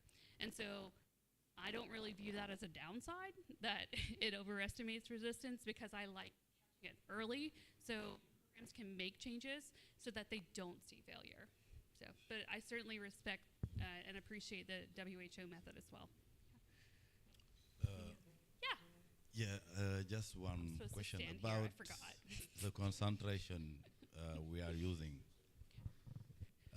I'm talking about the diagnostic dose we are using in the lab to monitor resistance. And this one is completely different to the one we're going to use when we do our intervention. How do you explain that? And usually when you expose your mosquitoes to the field site concentration, you're going to have this mosquito dying. While in the lab, you have some resistance. I have some difficulty to understand that. Yeah. And I get these questions all the time from actually vector control, practitioners in Florida. How do we translate what we're seeing in the field, in the lab, to what's in the field? So my takeaway on this is any assay we use within the lab for testing for resistance, it's just a tool. A tool is helpful in obtaining data, but it's important to know what that tool is, what it's meant to answer questions about. So for the bottle bioassay, for the WHO tube assay, sorry. I knew I was gonna get it there. It took me a couple tries. They're used to detect resistance, not operational failure. So for me, it's a stepwise process. First, we want to detect, is there potentially resistance in a field population? And that is the assays can answer that question. And then it's, okay, we're testing with active ingredients, or not testing with formulated products. Once we know that there is the possibility of resistance, we need to understand how mosquitoes respond in a field type environment. So then I recommend semi-field trials, if programs have that capability, which is a big if in Florida. So I feel like knowing what questions you're trying to answer helps us decide what tools to use to answer those questions. And so I tell this to people all the time. I don't view the bottle bioassay or the WHO assay is just the only thing you should use. I think you should use multiple tools for answering. Did that help you? Yeah. Okay, awesome. Okay. Thank you for the presentation. This is an eye-opener for many of us. I have a question and a comment. I will start by the comment because related to the CDC bottle assay. Usually, in the usual settings in ministries of health in countries, they provide them with WHO assays because it's easy and it doesn't need work from the person. It is just set with the concentration. So you don't have this human error. However, we all know that we all have challenges in getting the impregnated papers in time. So it is always useful to provide either the health sectors or the operational team or whoever is doing this for a country or for a system, is to provide them with the knowledge on how to have an alternate and actually cost-effective alternate, which is the CDC bottle assay. However, it needs a good management to do it. It needs lab capabilities to be done. That's my comment for that. My question, going to the into care setting, the station, it's very interesting. Maybe I didn't follow the one with the entomopathogen, the one with the Bovaria bassiana. Was this a semi-field trial or just still in lab? Maybe I missed it. So I want to address your comment first and say I love that idea of using both tools. And if you want to use the CDC bottle bioassay, I'll share, like I said, the links, and you can actually learn the steps to do it from the YouTube videos that I have. So that's a great option. In terms of the there's a lot of motions. I feel like I'm not a very good speaker because I'm not helping the recording team. I think they're getting frustrated with me. So I lost my train of thought. Give me just a moment. Oh, into care trap. Got it. Thanks. I was going to get there. So the into care trap. I have been involved in a series of semi-field and field studies. So yes, I've conducted semi-field showing the efficacy of the trap, and then I've also conducted field studies showing the efficacy of the trap. One of the field studies was more effective than the other, and I do think that has a lot to do with the two different types of environments where the field studies occurred. I think if you're conducting, trying to use this trap for control, if it's in an area where there are a lot of containers, I do think source reduction is really going to help increase the success of using that trap, because you have less containers in competition with the station, so the females are going to be more likely to go to the stations for oviposition and to pick up the paraproxifen and Bovaria bassiana. So, yeah. Thank you so much. All right. Thank you, Eva, for the presentation. Mine is just very simple. I've not been to the US, so I'm just thinking. What is your Aedes vector diversity like over there? And why the choice of just Aedes aegypti and Aedes albopictus? Thank you. So I'm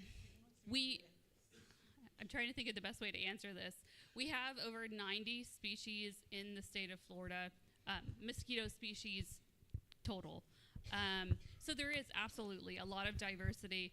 And so in terms of our container inhabiting Aedes species, we do have aegypti and albopictus. We also have japonicus, but it's Aedes japonicus. It's not as widespread. It's really just in the very northern part of the state of Florida. In terms of our container inhabiting Aedes, we do primarily have Aedes aegypti and Aedes albopictus. In terms of why aegypti and albopictus, I did cater this presentation to focusing just on Aedes. I do work with more than just Aedes in my lab, but I do typically focus on the public health vectors. So generally, I focus on Aedes aegypti, Aedes albopictus, Culex winkelfasciatus, and Culex nigripalpus. That's just what I typically work with, but you know, at the Florida Medical Entomology Laboratory, which is the research and education center that I'm based out of, we do have scientists that focus on so many other mosquito species and also additional vector species, including some like Culicoides. I've been recently involved in some Culicoides work in addition to mosquito. So yeah, don't just focus on Aedes, but I have to admit, Aedes hold a really special place in my heart. That's what I did my dissertation research on, and so I've always just been really partial to Aegypti and Albopictus. Joseph, give me just the last question. So, Eva, thanks for the presentation. I think having visited some of the mosquito control programs in the US, and I think you mentioned that a lot of the control programs are normally at the county level. And I wanted to find out how is that funded at the county level? Do you have states providing resources? Because what my understanding was that the community that will contribute towards these mosquito control programs. And so I just wanted to know if that is true, and how are you able to convince the communities to contribute? And you also you were talking about providing free service to the mosquito. How is that funded from your lab? Okay. Thank you. So a couple questions in there. How are the county and district level vector control programs funded in the state of Florida? The method can be different based on the program. So yeah, things are messy in the US, in case you didn't know. Can be very messy. So for example, a lot of it is the county programs. They can come from taxes. That's how they can be funded. So from taxes that everyone pays, that's how they're funded. And then some programs, those that are considered districts, they can actually have an additional tax that's put on property that people have to pay as part of their property taxes that pays for the mosquito control program. So there's different methods for the way programs are funded. I would say primarily the main mechanism is just from the county. That's where the funding comes from. And let's see. So the programs that are not well funded, we do have the Florida Department of Agriculture and Consumer Services. They are responsible for the regulation of mosquito control in our state. And they do offer some funds to help boost the annual budgets for mosquito control programs in the state. So it's kind of like a different funding tiers. If you have a very, very low budget, then they do provide you with more funds than, say, for example, a well-funded program, which may not get any funds from the Florida Department of Agriculture and Consumer Services. And the last question was, how does my lab offer free insecticide resistance testing to the programs? That comes from grant funding. So I'm funded by the CDC as well. So I'm very thankful that there hasn't been cuts to my funding and hope it continues. I've also been nervous about that myself. So yes, federal funding, and previously I was funded by the Florida Department of Health as well as Florida Department of Agriculture and Consumer Services. So I try and cobble together funding sources to offer these services, but my current grant expires in 2028. So at the end of 2028, I'm not going to be able to offer the services anymore unless I get more funding. Yeah. Thank you. Thomas, Eva. I know, and you know there are plenty in the room. When you start by one question, you can end up get 100. So Eva is around for the whole session till Friday. So I think we have coffee break, lunch, and so you can, whatever question you have, you can go close to a table and then expand the discussion. So she's around. And thanks again for highlighting all these things. And we move for our group photo. And I think as director said, there are a lot of things in the agenda. So let's give them a chance to actually go to another activities before we continue. So we do the group photo outside, and I would like all of us to actually go straight for the group photo so that we can make it fast, and then we go. I have some few housekeeping quickly for you. Those who arrived yesterday, they should see Eugenia later for anything business they have together. So see Eugenia. She may find a way of sorting some of the thing out. Also, the focal people country that they are not sending their slide yet, they should make sure they send it to Eugenia also. We have some T-shirts on the table there with Eugenia. And we are also cutting things, so it's for sale. So the polo is not for free as we used to do, but it's for sale. And then we want everybody to get one at least. So make sure you get one. Because on Friday, we all be wearing that. So if you don't have some, you won't enter. So get one. It's by force. This is mandatory. It's by force. So I have to sell it, so you have to buy it. So that's it. So those are the few things that we have. And thanks so much for this morning session. Straight to the photo. Let's get ourselves in front of the main gates, and then I think we get some nice faces there. Thanks again. Okay, let's go straight.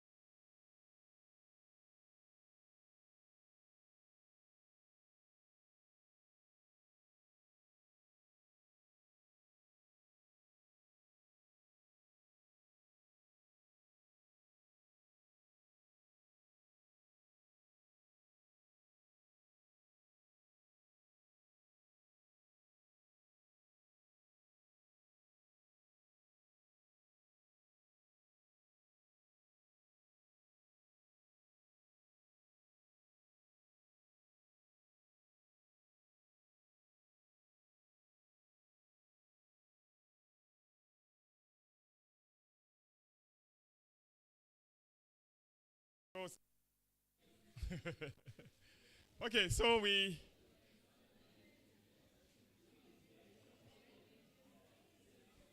Hello? I say I'm the only person talking. So tell your neighbor that stop talking. Great, thank you. Now we are quiet. Okay, we start our country updates. Before we leave, I was saying that we have actually some colleagues and people online. So the meeting is actually hybrid. So we have people online. I think for our open ceremony, we're having about I think 11 to 12 people that was following us. Were following us online. So we hope that on YouTube, yeah, okay. So we see every day we can count the number of views that we have and maybe request for the money. So, so our first set of countries are Ghana. Let me check. Sorry, quickly. We have. I know I have Ghana because Ghana was the first, and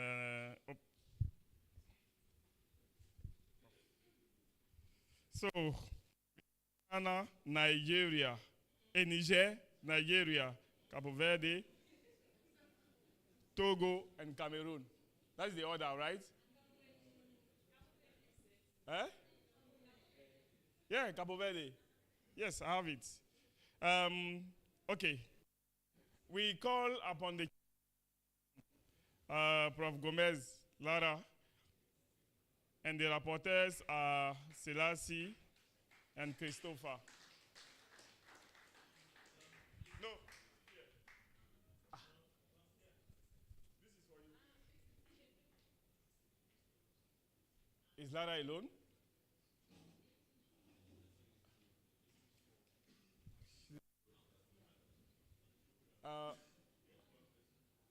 Okay. So I will be there with Lara.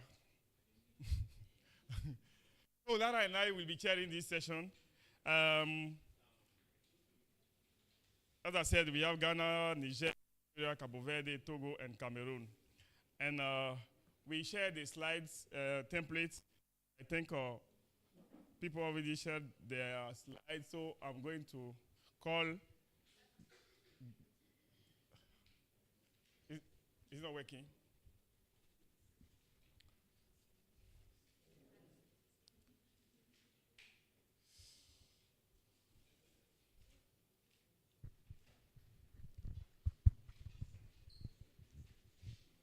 Has it come? Okay, so it's a pleasure for me participate. Yes, so can I speak? Yeah. Yes, okay. Let me join you. Okay, so good morning everywhere, other time. So it's a pleasure for me stay here to present the sixth first update of country today. And we begin with the hostess, Ghana. So like a focal point, we have Joseph Harold Nyako Ose for the Council for Scientific and Industrial Research of Ghana. So take your time. Thank you. 15 minutes.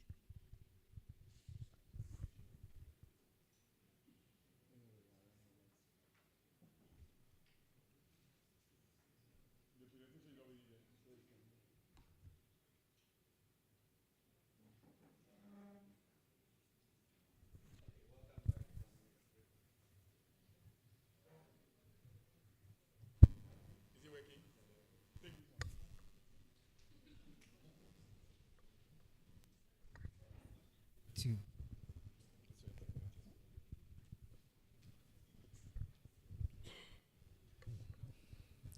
Yeah, welcome back.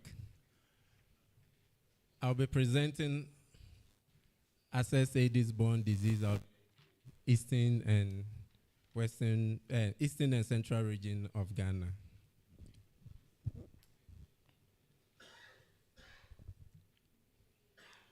So I'll be giving updates, the dengue situation and the spread and places that were affected. And I'll also share insight on some publications or work done in 2024 by other research teams. So dengue fever, we know it's a viral disease that is caused by an infective bite of Aedes vectors. And when an individual is exposed, there is a latent phase which lasts up to the point where the blood is infected. And the infectious period or infectious phase also come into the individual recovers from the disease. However, whilst this is going on, we have the intrinsic incubation period, which starts from the time of exposure all the way to the time the first symptoms is realized in the individual. We have the extrinsic phase, that incubation phase that also occur in the vector.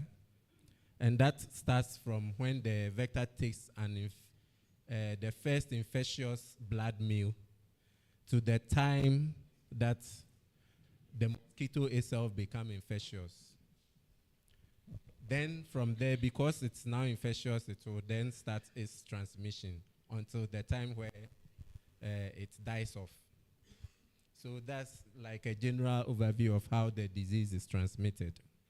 And we have some transmission cycles. These are common ones that you can relate to.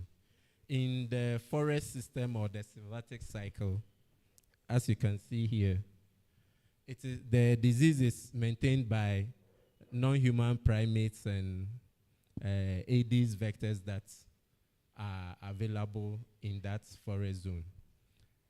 Occasionally, you can have spillovers, but even without spillovers from the forest zones, you also have a transmission cycle that goes on in peri-urban and urban settings, and even rural settings. Yeah. So the common symptoms of dengue is always fever plus any of the, whether singular or in combination. So once you have fever and maybe pain in the eye, muscle, bone, joint, yeah. And we also have the severe forms too. Then we have the risk factors. Noticeably for individuals, aging is part all the way to host response. Then the viral factor, we look at the serotypes and the strains. So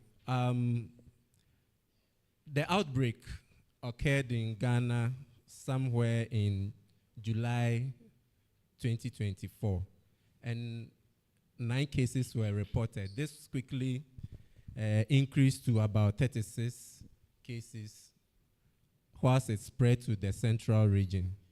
Then we got a report of 2 cases also confirmed in the OT region. Then the Ministry of Health the following month also confirmed other cases. So we also had the WHO also supporting screening to know regions that were affected. And through their efforts, they identified 8 regions affected. And we had from the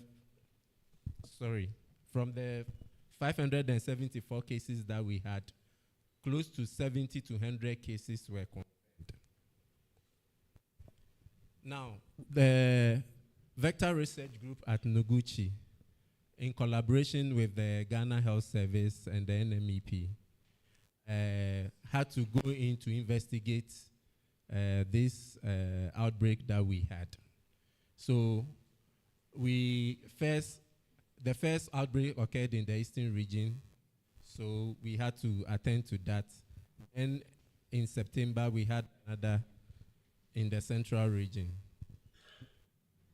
What the plan was to always go in for the adult and the larval surveys to get samples that we can do further downstream analysis in the lab to ascertain whether or not we have the infections in these diseases, in these mosquitoes. Now, this is just a map to show the communities that surveyed in the different regions. So this, the Ashanti region, we had communities from here.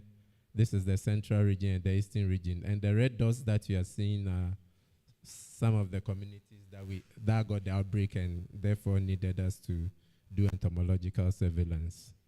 So we use adult and larval sampling tools to do our surveys.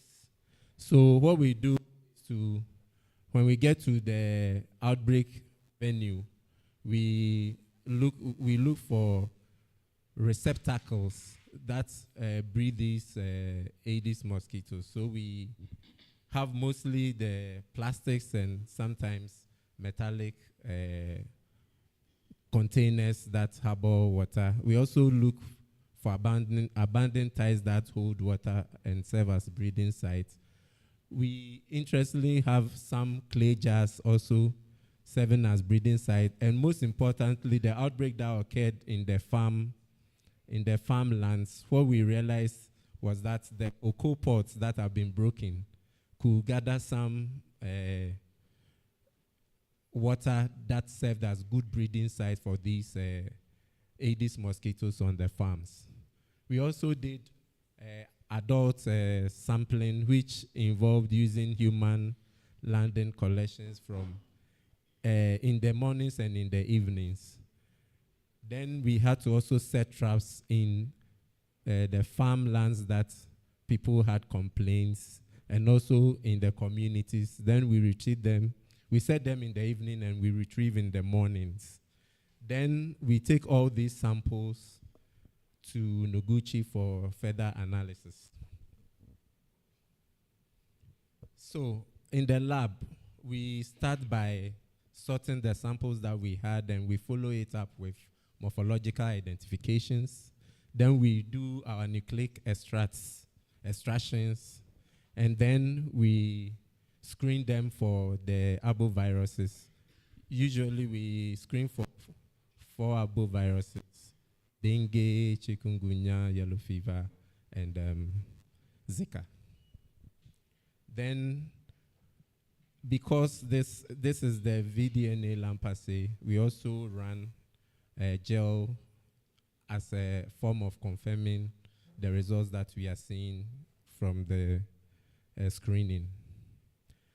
And from the surveys that we had in the eastern region, these were the different mosquitoes that we got. We see that we have high diversity in the Aedes mosquito population, but about 66% of the mosquitoes caught were Anopheles gambiae. So when we take this out and look at the others, we had appreciable numbers in the Culex mosquitoes and Albopictus, Aedes aegypti, and Aedes uniliatus. After morphological identification, we screen them, and these are the results that, we got from the different sites that we made our collections. We ran them in pools, up to 10 mosquitoes per pool. Now, we found out that communities like Teshiman had the dengue 2 and 3 viruses, but the Edimsu and Boanufu had dengue 3 and 4 viruses. There was no dengue 1 recorded in the eastern region. However, when we got to the central region, the most abundant mosquito species that we found there was the Culex and some fruit flies. It's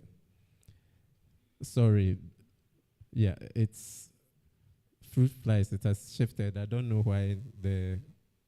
So these were the most abundant species that we found. And because our interest is in arboviruses, we then looked at the dengue distribution in the samples that we collected. There were some that we couldn't identify because of morphological damages. So you could see clearly that they are Aedes aegypti, but for you to classify them effectively as male or female was a little challenging. So we decided to make it unknown, even though we know it's Aedes aegypti. Then we also realized that most of the mosquitoes that were caught in the central region came from the Trifoprasu area. But Nyakrom also had a fair number coming from there. And after screening, we only got one positive pool from Trifoprasu. All the others were negative. And this was dengue 1, no dengue 2 to 3 to 4. So we had only 3 to 7 species in the areas that we sampled. We had about 3 different species in the central region, and the diversity in the eastern region was about 7 species. And we had Albopictus and Aegypti in all the study sites that we sampled, which has a worrying implication because these are known notorious vectors for transmission. Then we also had high diversity of, as I said earlier, Aedes species. We recorded dengue 1 in only the central region, but the eastern region didn't have dengue 1, but we had dengue 2 to 4 from the eastern region. And because these places had irregular supply of pipe-borne water, they are forced to store water in different water containers. And because it's stored for longer periods and sometimes not covered, you have Aedes vectors breeding in them and also causing, adding to the transmission that we see in those areas. In the eastern region, we realized when the team got there, realized that there was some form of deforestation activities in those settings.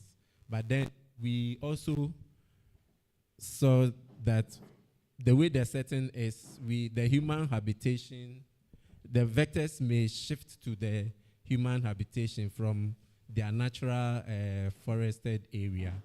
And that will enhance human vector contact, which will also contribute to increasing transmission.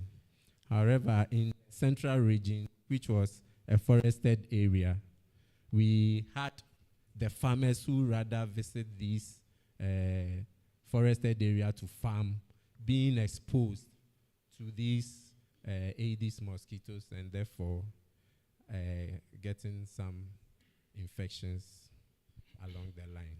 So we will recommend that inhabitants in these areas will do well to, because there is the necessity to store water for different uses, they do well to actually cover all the water holding containers that they have in their houses.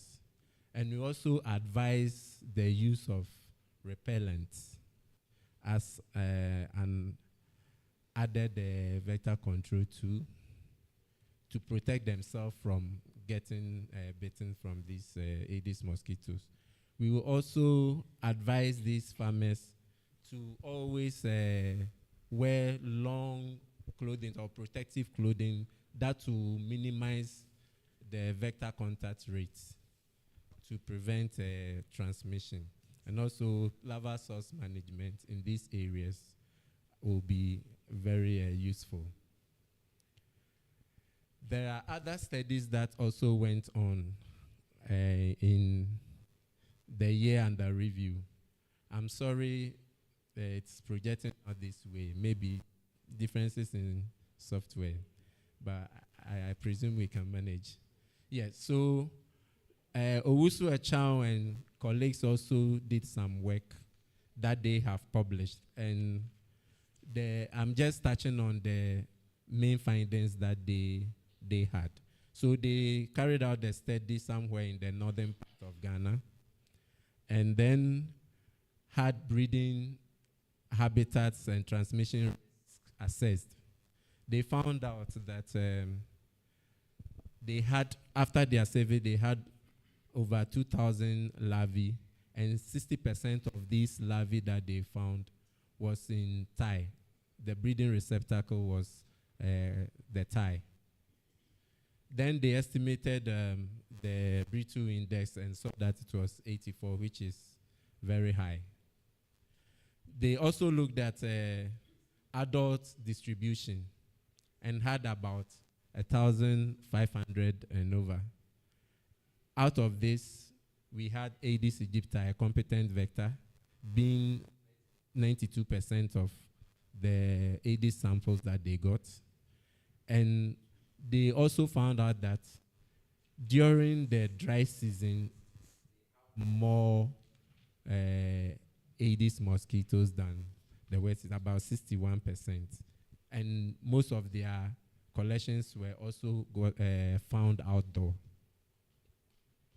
Now, the insecticide resistant profile 2 also showed moderate to high resistance to and moderate to perimifos, but susceptible to permethrin, which is good, meaning that they can actually manage, in case of any outbreak, manage the population with permethrin. Looking at the second work done by Abdullah's working group, they looked at hasting larval development. And in ties, they found out from their study that ties actually breed mosquitoes faster than containers like the bowl and the drum. And it takes about 7 to 8 days. Others takes more than 7 to 8 days to breed. The higher survivorship in the immature development, they found a higher survivorship was also in the ties compared to the other two receptacles. And the emergence rate too was also very good with the ties compared to the others. So the complications, the control implications here is that whenever we have to do any larval source management and other vector control activities, we have to make sure we look at the ties as one of the important places. Then the last work done in 2024 also looked at entomological matrices that all showed quite high indices.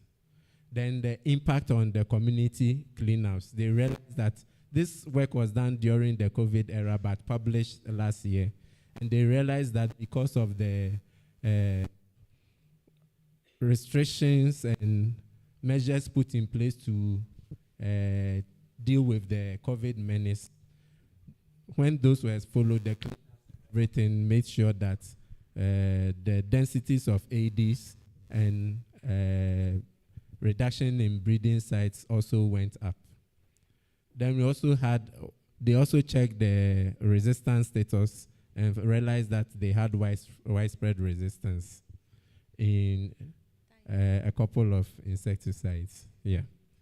So I would like to acknowledge these people and institutions for the role they played in making our research successful.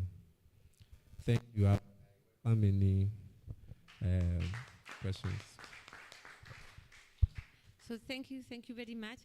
We pass now for the next country, and at the end, you can put your question and your comment. Thank you. Thank you. Thank you. Okay, so now we have Niger with us. So Niger, sorry. So it's a pleasure for me to present Sidou Omero Maiga from the Health and Medical Research Center of Niger. So take your time, 15 minutes. Thank you.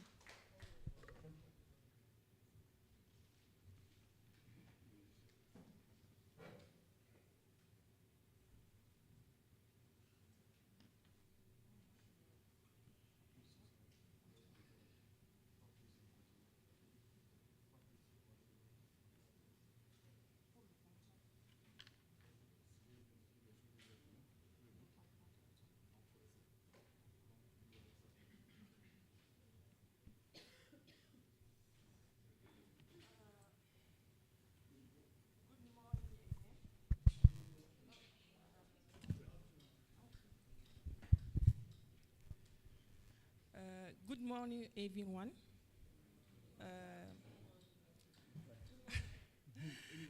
It is a pleasure for me to be with you this morning to present you country activities on Aedes surveillance.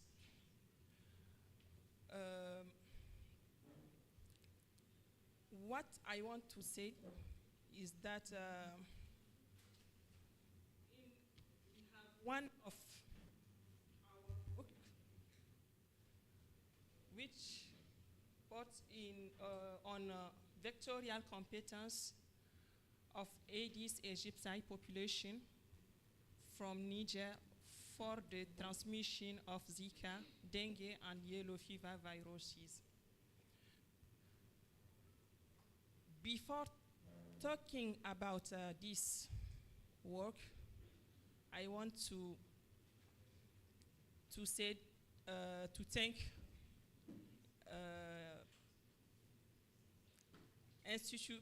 Pasteur Institute of Dakar team,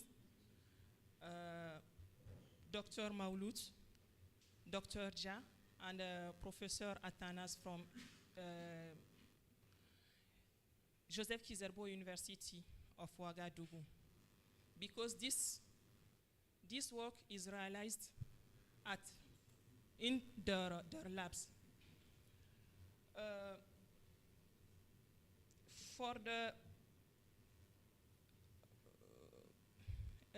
We know that Aedes,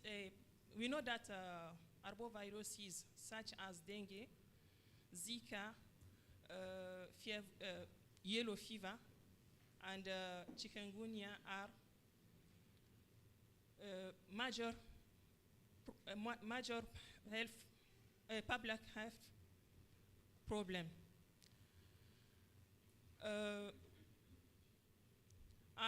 These diseases were transmitted by Aedes aegypti. For surveillance of these vectors in Niger, we worked on 2 projects. We have the OAS project. In this project, we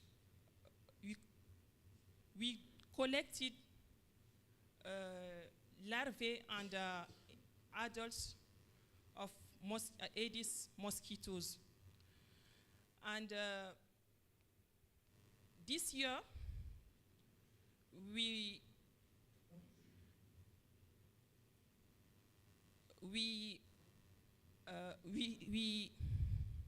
arrived to implement a RT-PCR for arboviruses detection. On this work, we have 7 samples which are sent at Institut Pasteur of Dakar for confirmation in Zika, yellow fever, and chick infection. The second project is a REDICE project, which concern the investigation of yellow fever vectors. This project covered 9 localities of Niger.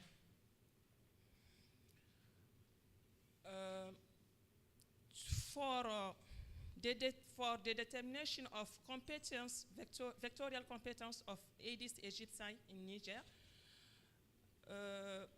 this work is justified by 2 reasons.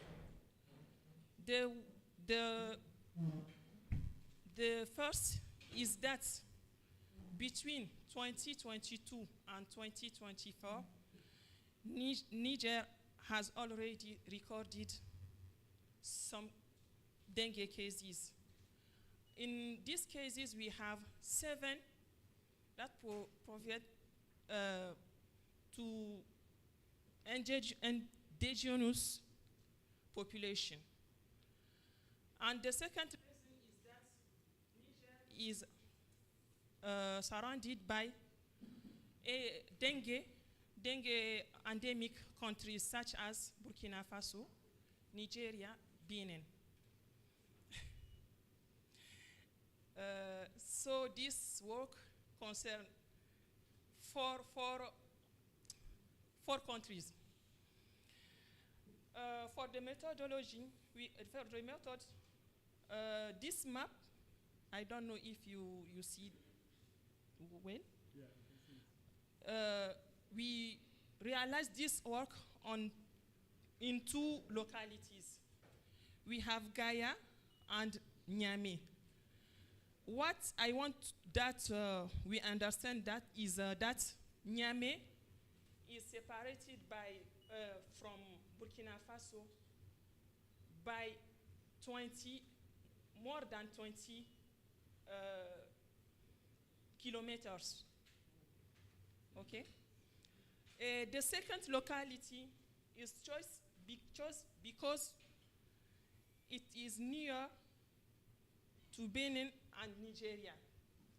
The Nigeria and Benin and Gaia were separated by just the river. Okay. Between Nigeria and Gaia, we have just 15 kilometers. Okay?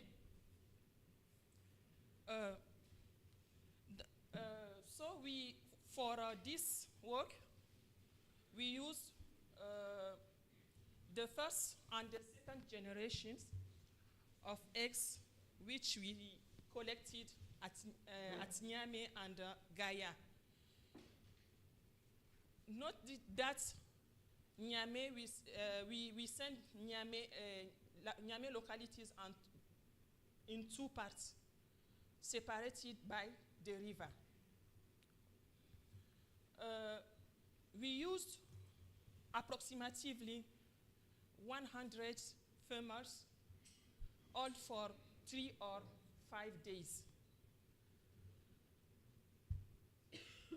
And we used the root ledge system for exposition.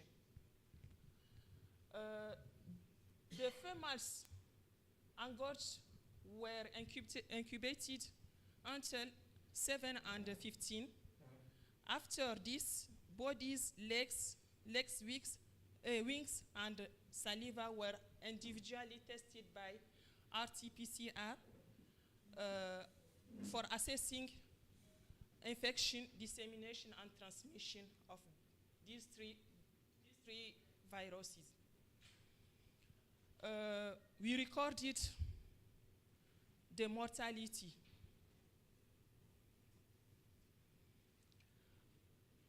For the results, globally, 1,112 Aedes aegypti from Niamey and Gaia were exposed for the 3 viruses. For the engorgement rate, Gaia and Rive Droite recorded the highest. According to the type of virus, femurs were which received Zika viruses recorded the highest, and followed by yellow fever, while for dengue it is so low. This difference is significant.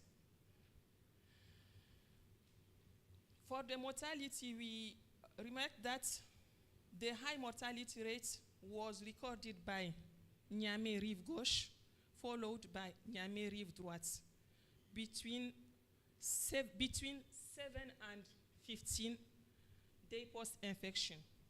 According to the type of virus, the yellow fever virus recorded the high mortality, followed by dengue, and finally Zika virus. Among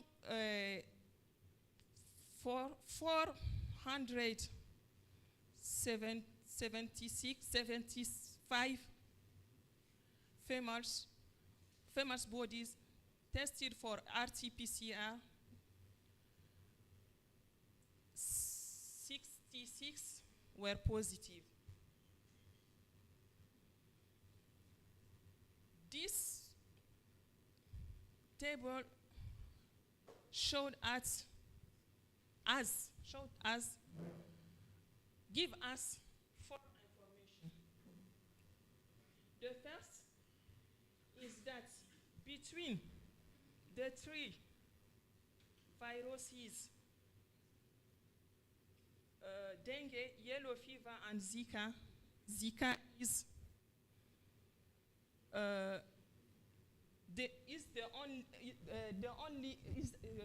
Zika is the only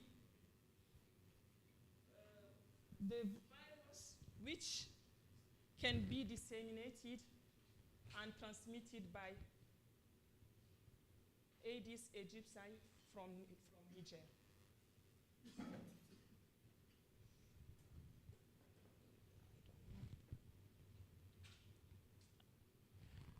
The second information is that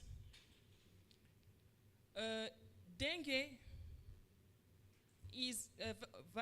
virus is able to infect Aedes aegypti and Aedes aegypti from Gaia, only from Gaia, and between 7 and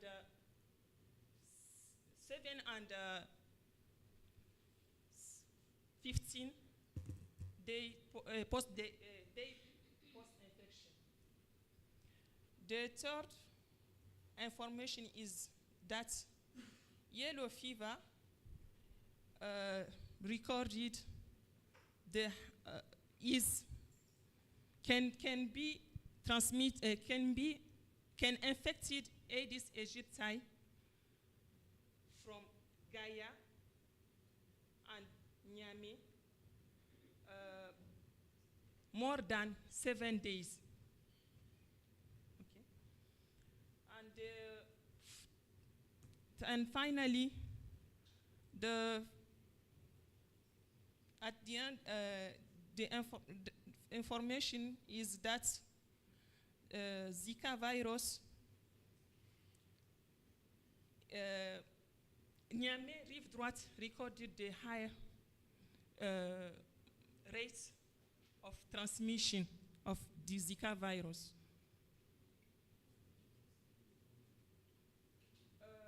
Our results is that for the first time, our conclusion is that for the first time, our study highlighted the vectorial competence of Aedes aegypti mosquitoes for Zika virus and susceptibility to dengue virus and yellow fever at the Niger, Benin, Nigeria, and Burkina Faso borders. This slide show us it is an information. During our investigation on the project Redice, we found wells near Nigeria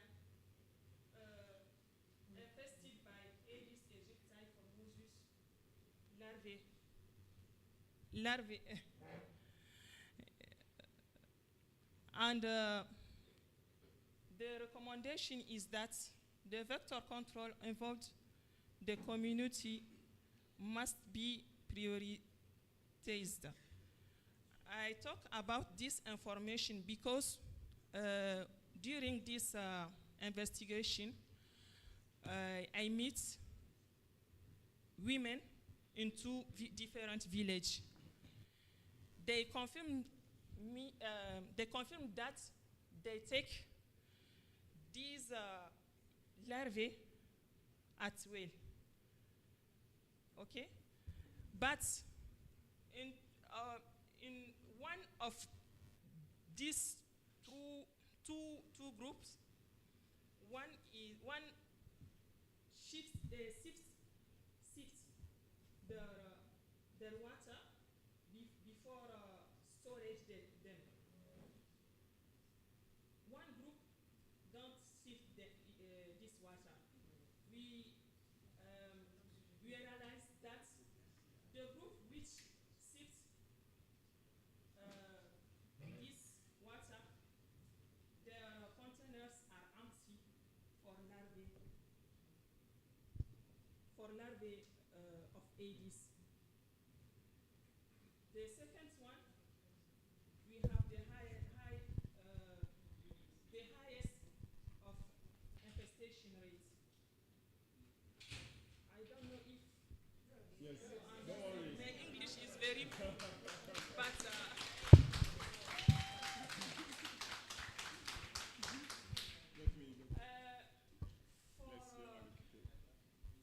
challenge and recommendations, we have to establish targeted control strategies against Aedes aegypti in the country and its borders. We have to investigate Albopictus presence in the country.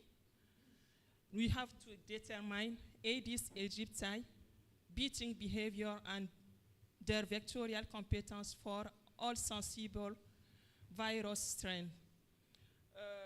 For realizing this work,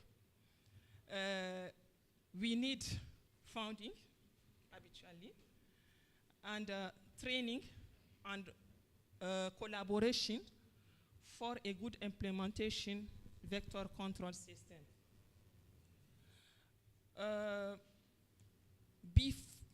Before the end, I want to thank all these partners. I am from iOS, okay? I thank CDAO because I don't want to be ungrateful for their effort. Before the end, I want to say to thank the WAASuN organization and against Dr. Maulud and Dr. Ja for the believing in my success as entomologist. And I said thank you for all.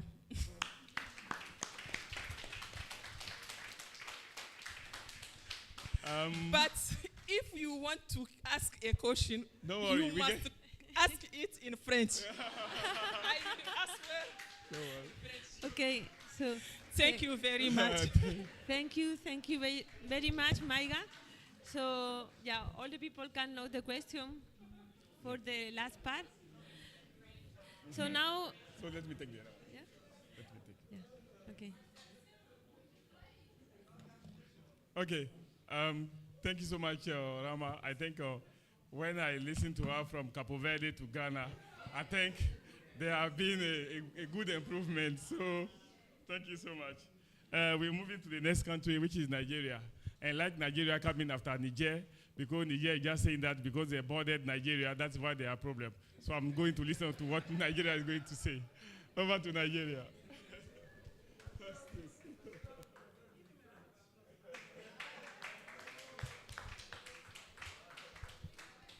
So say the name, no?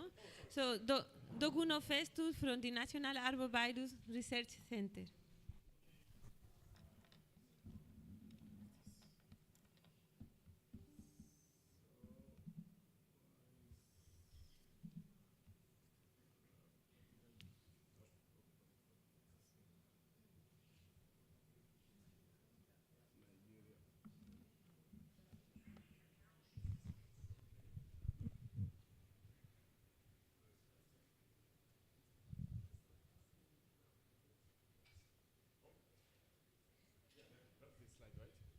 Thank you.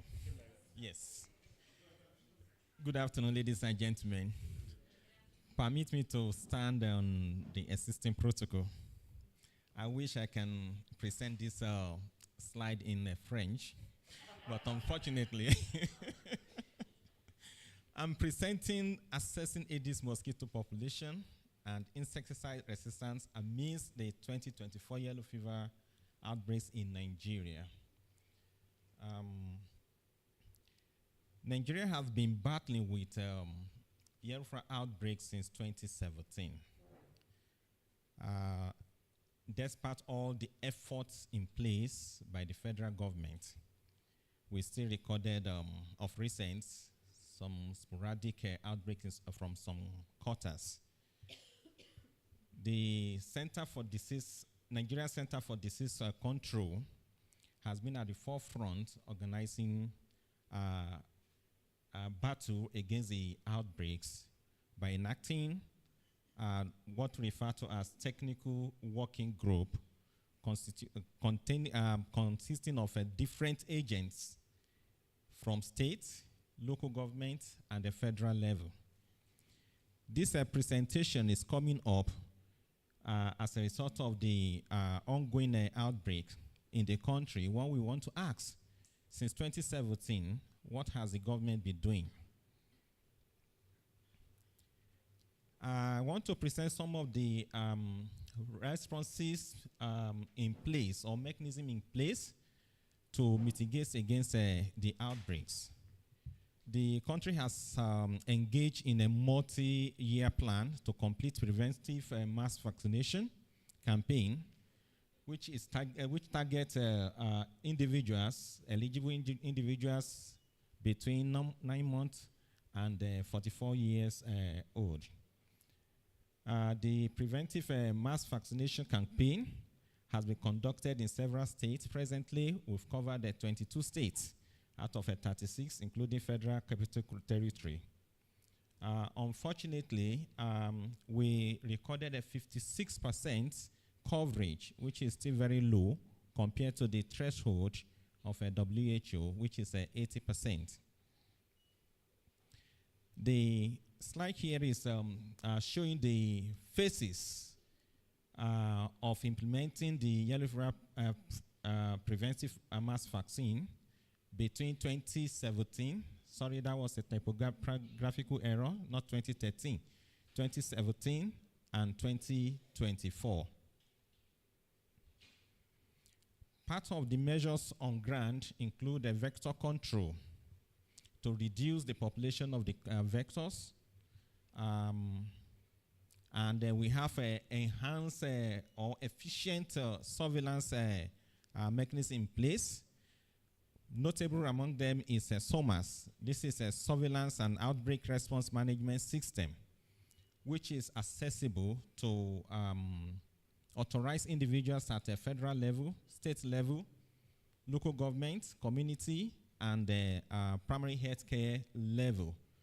This is to be able to report real-time outbreaks or suspected outbreaks, so to say.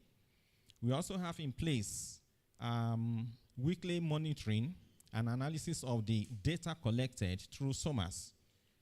We have established Aedes Sentinel sites in some states to determine the Aedes distribution, species composition, and density. There is ongoing IgM testing in different geopolitical zones in the country. We also engage communities in terms of a public awareness campaign to educate community on prevention and the control measures against yellow fever. There is a guideline published that were distributed to all states in preparedness and response to yellow fever outbreak. In addition, we have a yellow fever handbill to educate people, to communicate, and to disseminate information to the people. We have a manual to train healthcare workers on identification, management, and documentation of the suspected cases. Presently, we have ongoing daily media monitoring across social and traditional media platforms to detect yellow fever-related signals. Now, this is what we have as a cumulative cases from 1st January 2024 to 31st December 2024. Through intensive surveillance, we're able to get 2,856 cases from 36 states, including Federal Capital Territory. Out of this number, we had 30 confirmed cases that arises from 11 states, and we recorded one death, which was in Bayelsa State. The 11 states include Bauchi, Cross River, Osun, Imo, Lagos, that recorded 1 case. Oyo, Ekiti, Sokoto recorded 2 cases. Bayelsa 4, Ogun 6, and Ondo 9. We've carried out entomological profile for Bauchi, Cross River, Osun, Imo, Lagos, Ekiti, Oyo, Sokoto, and Ogun State. We've not done that of Bayelsa and Ondo. And as a result of that, in 2024, we sent teams of entomologists to go to these 2 states. This is data generated from SOMAS. The green portion there depicts the suspected cases. The brown are the presumptive cases, while the deep, which is at the bottom of the graph there, are the number of presumptive positive cases. This graph is a kind of a tool that is going to be very useful. This is what we had between 2017 and 2024. The graph is an indicator preparing us to let us know when we are likely to have a massive outbreaks. If you look at it toward the right-hand side, week 33 to week 53, this was where the period between August and December that we normally record a spike in the outbreaks. Let's look at what happened in 2025. Cumulatively, we have a total of 849 suspected cases from 36 states. That is between week 1 and week 17.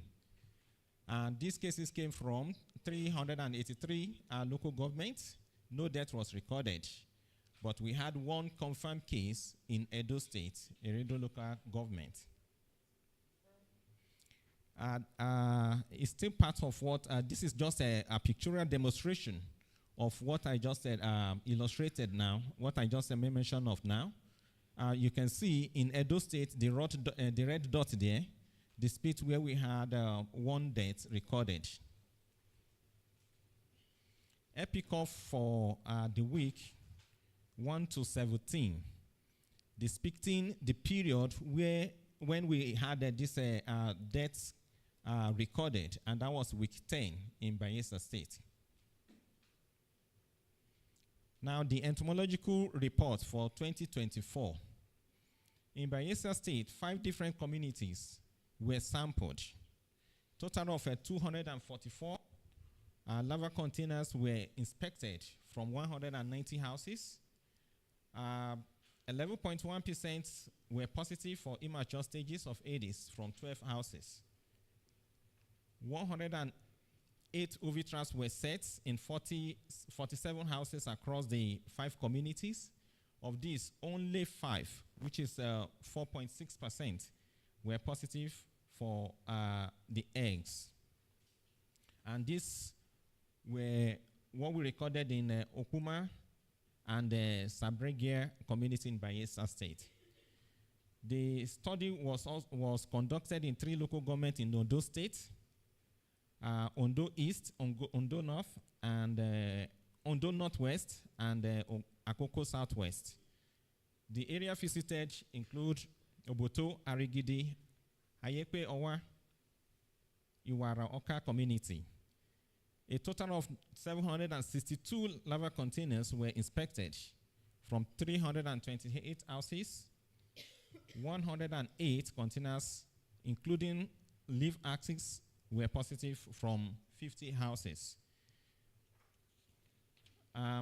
It is worth noting that the Aedes larvae and pupae that were collected in both suspected and confirmed yellow fever cases in all the locations. The larval indices in all locations were high. That depicts the fact that any unimmunized individual in all these communities are at risk of being infected.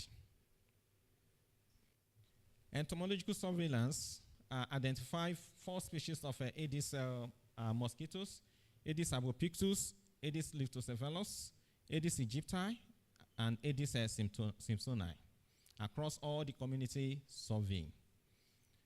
In Bayelsa State, the predominant Aedes species is Aedes albopictus, while in Ondo State, the predominant species is Aedes aegypti. Aedes leucocephalus, a known yellow fever vector that we know are canopy breeders, were collected from Kalaman and Saberiga communities. The terrain or the vegetation around these 2 communities is a kind of a terrain that is devoid of a canopy, typical of breeding habitats of these mosquitoes. This is suggestive of adaptation to container breeding around the human dwellings. And remember that we said we had a high population of Aedes albopictus in these communities, with Aedes leucocephalus breeding in container. Then we know that it raises concern about the increase in the risk to human population in that area. Most houses in Odo State, were surrounded with plantains and banana trees, which provide breeding habitats for these mosquitoes. Unfortunately, nothing will be able to do about that, because some of these people depends on proceed from plantain trees and banana for their livelihood.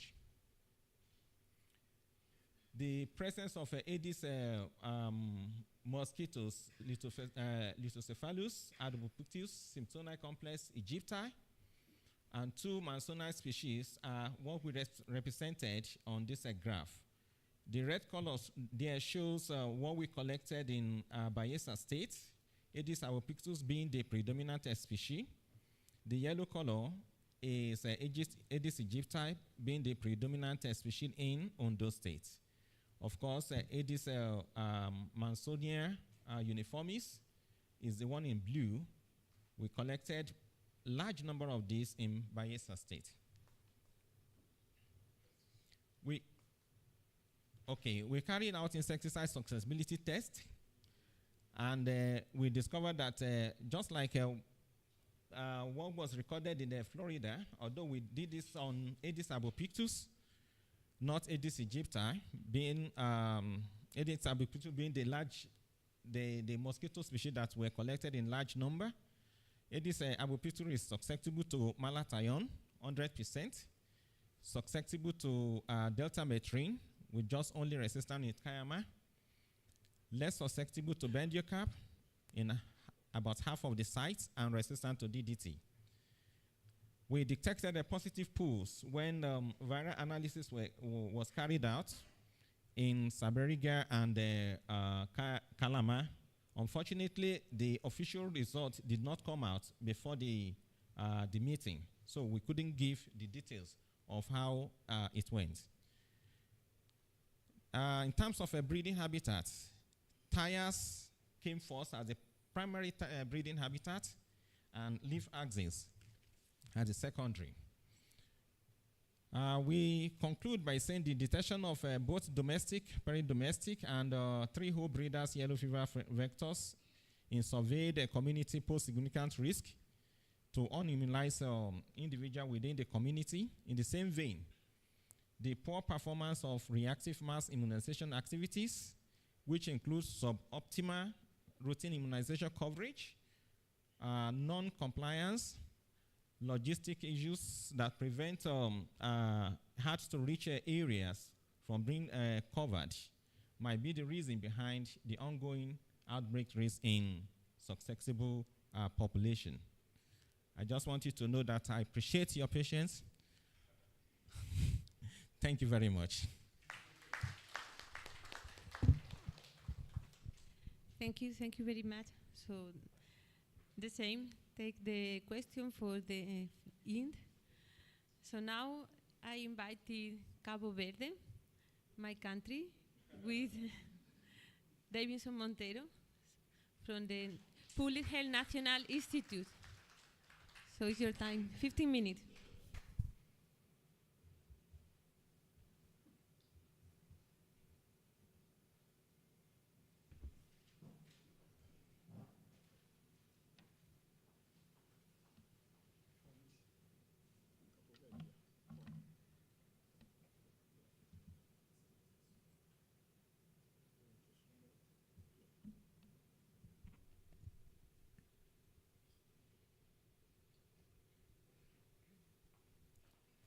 Okay, good morning.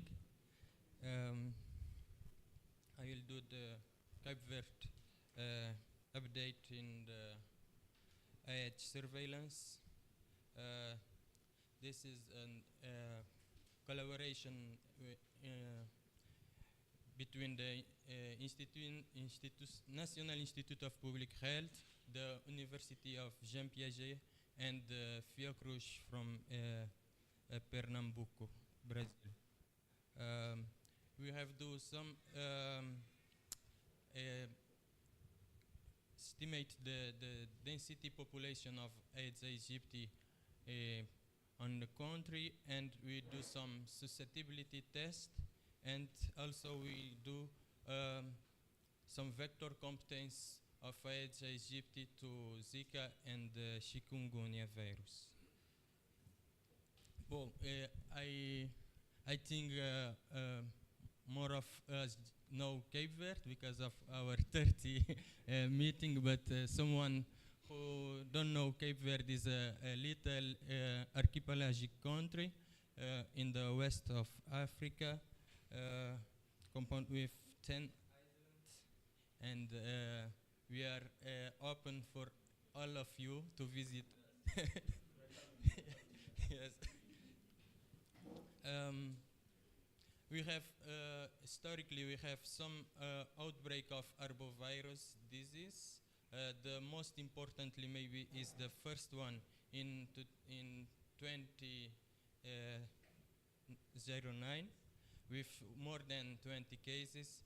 And we have also the Zika epidemic in 2014, 2015. And some cases in 2016.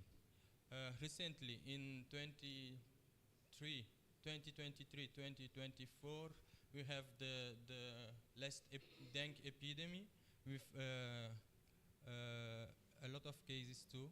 And differently of the epidemic from 2009 was by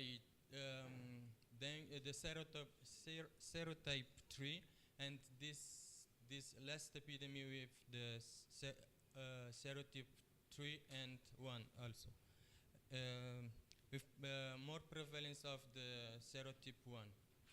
And this epidemic was carried out in all of the islands, differently from the first that it's occurred in, I think, 4 or 6 islands.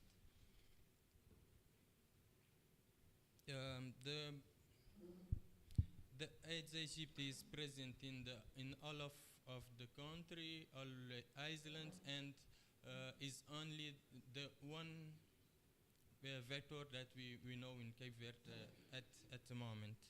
The vector control is basically in with the insecticide, adulticide, and larvicide, as deltamethrin and temifosh, and in some breeding sites we use gambusia also.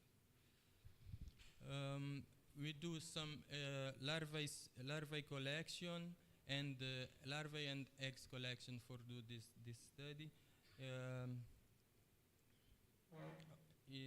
In all of the country for the larvae surveillance and for the susceptibility and vector competence, we collect some eggs to do it. For the susceptibility test, we have used the tube test from OMS,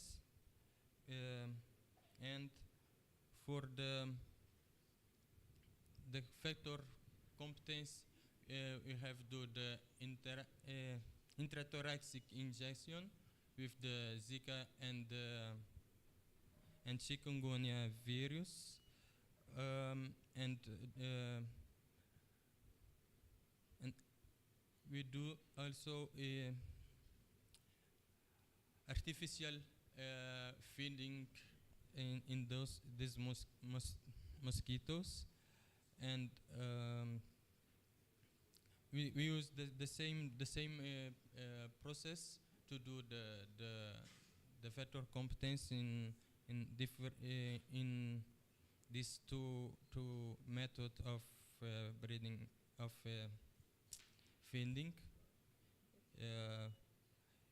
We test 50 mosquitoes in three times, different times, and we record the vector,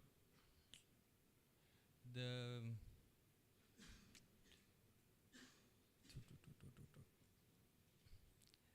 interaction infection, the rate of infections in two times for 7 and 14 days after feeding. For the result from the larvae surveillance, we have find the most frequently breeding sites is the bedroom that people use to storage water, and also some flower pots,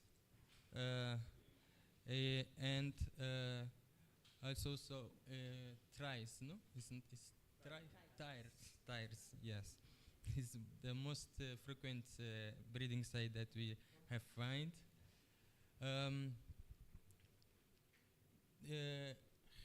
In terms of result that we show the index from all of the municipality, where the most right is finding in that for municipality that we have more cases, dengue cases during the epidemic. Praia, municipality of Praia, São Felipe, Praia, and Santa Cruz in the Santiago Island, and São Felipe and Mosteiros in Fogo Island. And we have right density of the index right in the Brava Island, but they don't have a lot of cases comparing to the other islands.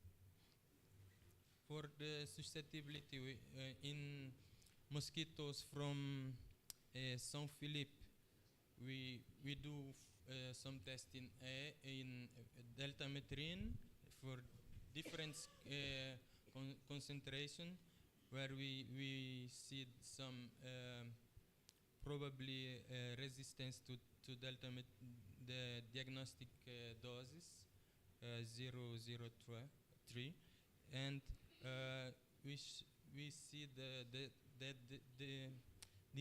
he's susceptible for the other deltametrin concentration. And for Aedes from Praia, we test different insecticide, where we see some resistance for deltametrin 005 bendiocarp and pyrimifos also. But when we increase the deltametrin concentration, we see some susceptibility for this. For the infection rate, for Zika virus, we see the right feeding rate infections is very high in both viruses in the 7 days and 40 days, but the capacity of spread in the mosquitoes from Zika is not so high comparing to Zika virus. Now this is just some of other activity that we have carried out during the years, and we hope to continue to do in our surveillance activities. I think it's this. In conclusion, we have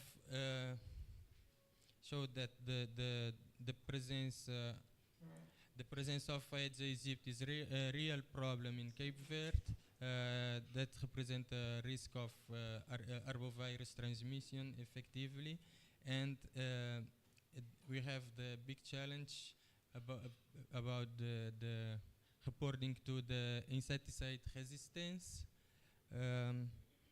and also we have see that the dengue is Aedes aegypti is a competent vector for Zika and chikungunya virus also. I think it's this. The recommendation we get is the continuity of the entomological surveillance activities and implement maybe biological vector control to concerning to the emergence of resistance insecticide that we have see in our results. The more challenge we are not the strength of the technical capacity, especially when we need to do some works in the even locally for the diverse municipality. As we are island, we can have different situation in each island, and this is our a big challenge to cover all the country for this kind of work study, and always financial supporting is always a challenge for us also. So we would like to say thank you for for the national program of vector control disease, and for the local health delegation that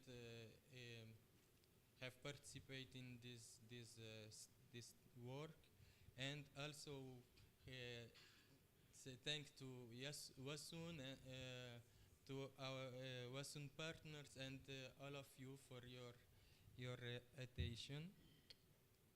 So we would like to share with you also our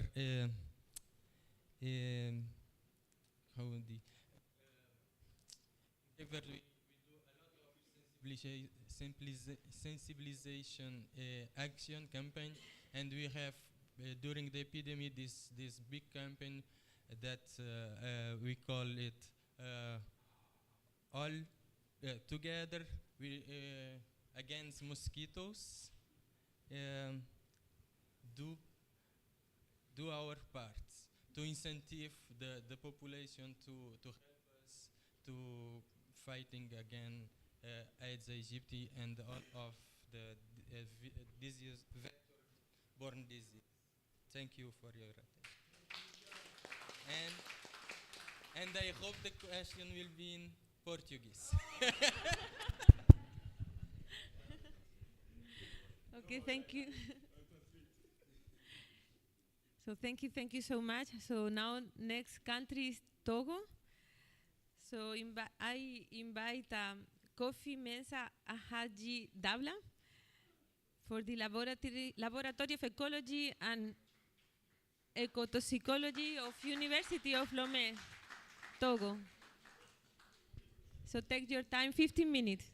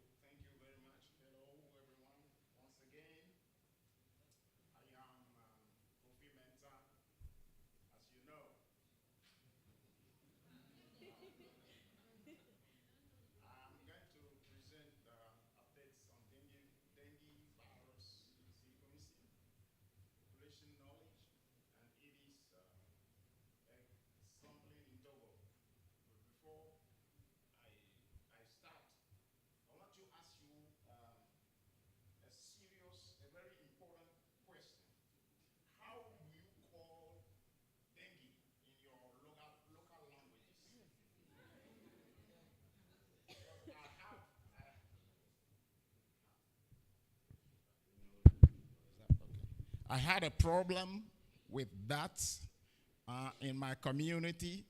You can see population knowledge. I struggled with how to call the disease and to let people understand what I really wanted. So I tried. And I even asked Towe is not here, you're sent. How did you do it in your country? So he helped me a little bit, and I tried. So you see that my presentation is will be very short because I kept the template, and I will ask you to suffer to have it short. So what we can say, or I can say in our introduction and outline of activities, you know that dengue is an viral disease of great concern these days in our countries. And so few decisions are taken in most of our countries or in terms of control of the disease. In Togo, we have been working little by little and getting some basic entomological data regarding the ecology and distribution of Aedes mosquitoes. And so far, some studies reported that 70% of dengue cases were diagnosed in patients. And in 2023, 8 confirmed cases of dengue fever were officially reported in the country. So we decided to do some investigations.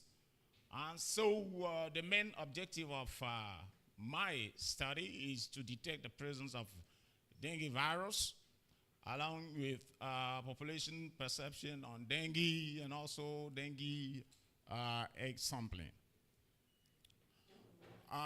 The methods are these. Blood samples were collected in individuals, total of 150. These blood samples were collected in each individuals from 5 of our regions.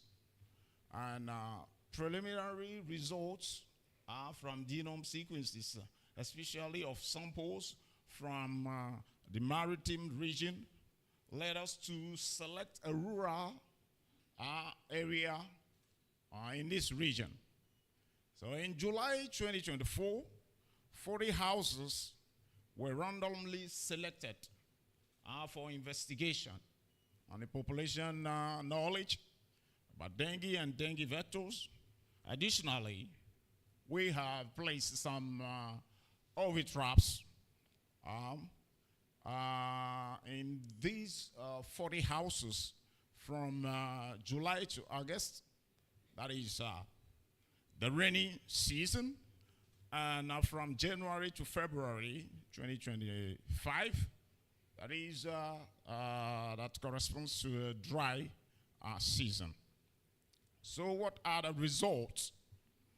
Out of the 150 samples, we got 121 of dengue type 1 and only one for dengue type 3. Out of 122 sample sequence, we really confirm dengue the type 1 and the type 3. Now, from our investigation, the majority of people in rural areas never hear about dengue disease. That was my concern, how to explain to them. And I came to show them a little bit the image of dengue, like fever, big fever, or severe fever, to let them understand what are needed.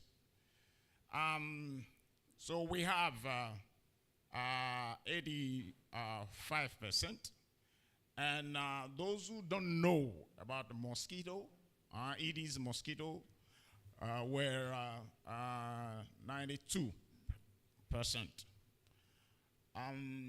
From the eggs that we collected, we had 6,041, 41, yes, in the rainy season, and 7,659 during the I don't know why raining and rainy.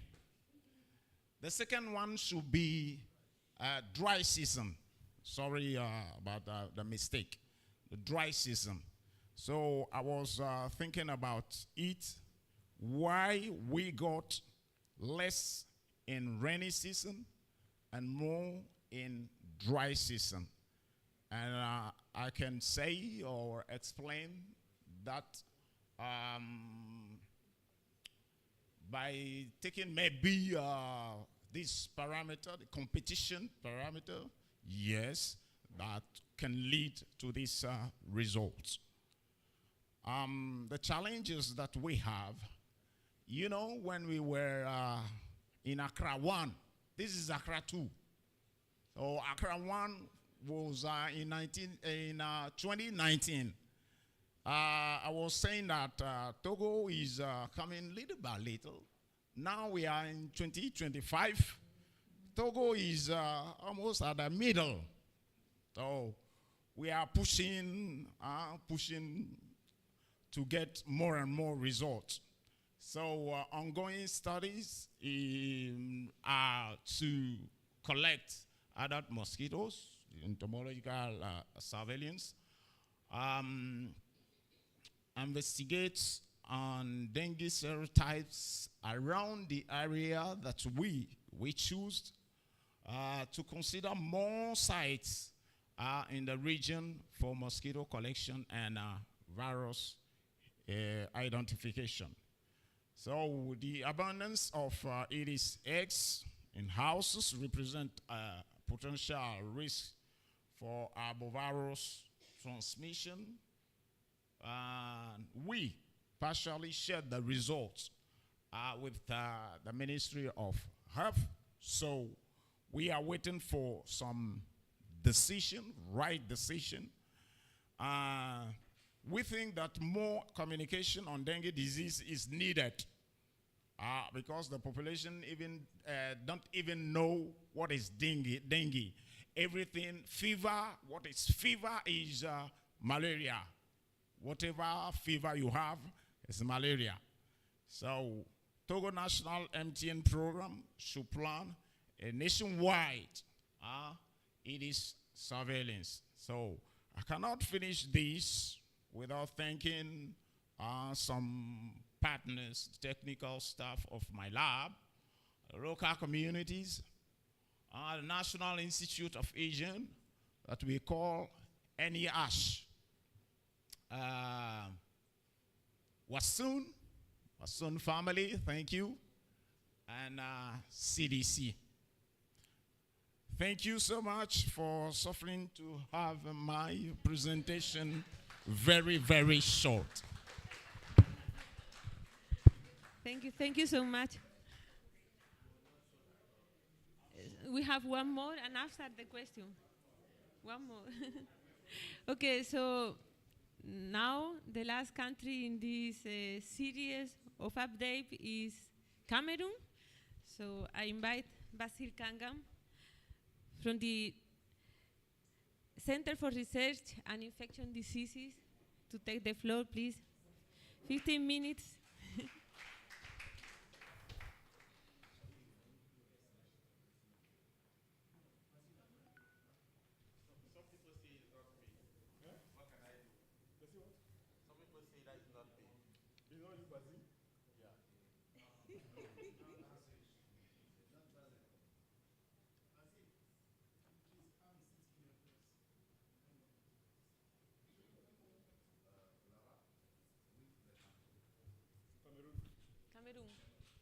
Cameroon. Basil Kangam from Cameroon.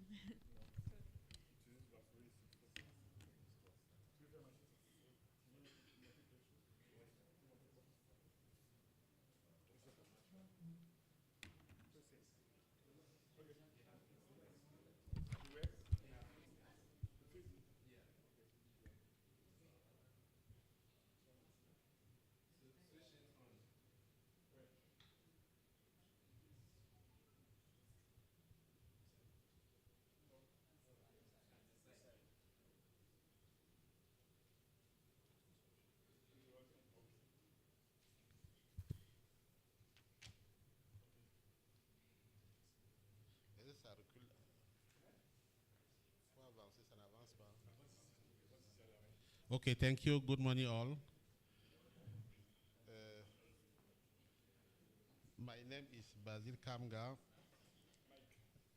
Yes, I will present some data of investigation around yellow fever and dengue case in Cameroon from July 2024 to now. Some update result of paratoid resistance in Aedes aegypti and Aedes albopictus. The two major arbovirus vector in Cameroon. Just to remind that arbovirus is a group of the virus transmits to vertebrate by bite of infected hematophilus arthropod. During our presentation, we will focus mainly to dengue and yellow fever, which is the more common arbovirus in Cameroon now. We all know this cycle. But one thing to mention here is that in Cameroon, you have two main vectors, Aedes aegypti and Aedes albopictus. Aedes aegypti here in red is present across the country, and Aedes albopictus here in blue is present in the southern part of the country, limited on around 6 degrees latitude north. One thing also to mention here is that in the city where both species are found together, Aedes albopictus is the dominant species in this location, except here in Douala, with the economical city of Cameroon, and Limbe, also Edeyabe. In the other city, Aedes albopictus is the predominant species.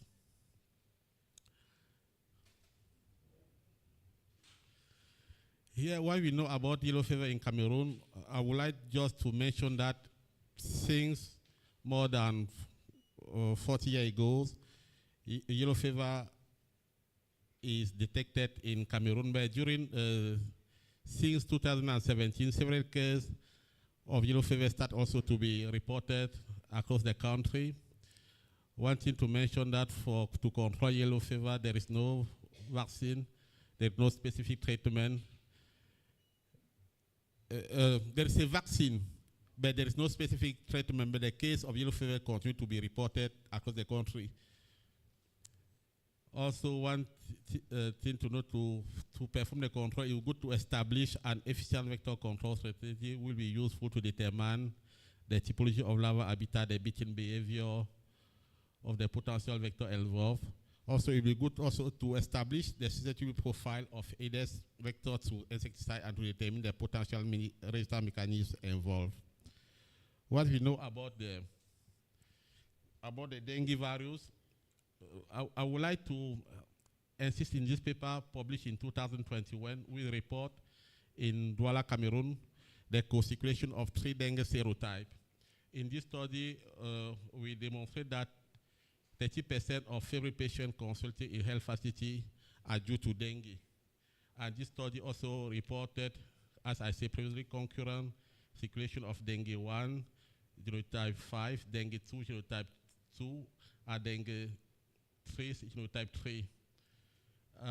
Also, previous study performance in Cameroon showed that both Aedes aegypti and Aedes albopictus are competent to transmit dengue.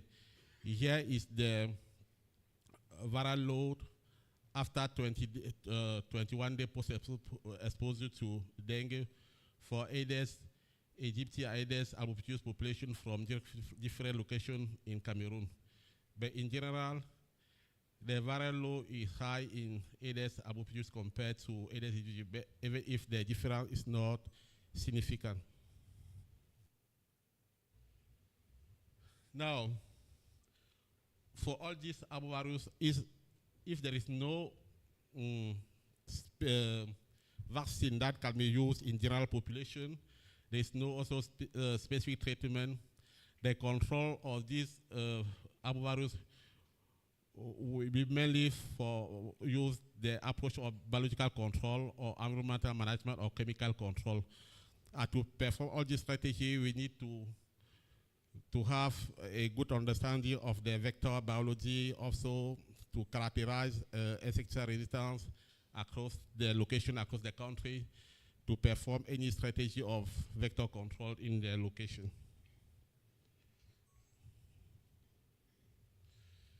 Now, for this study, we'll present some investigation, around some dengue and yellow fever case reported in Cameroon in 2024. One case of dengue was in Yaoundé, the capital city of Cameroon, and dengue in the center region, and one case of yellow fever, it was also in the SAR, also in the center region.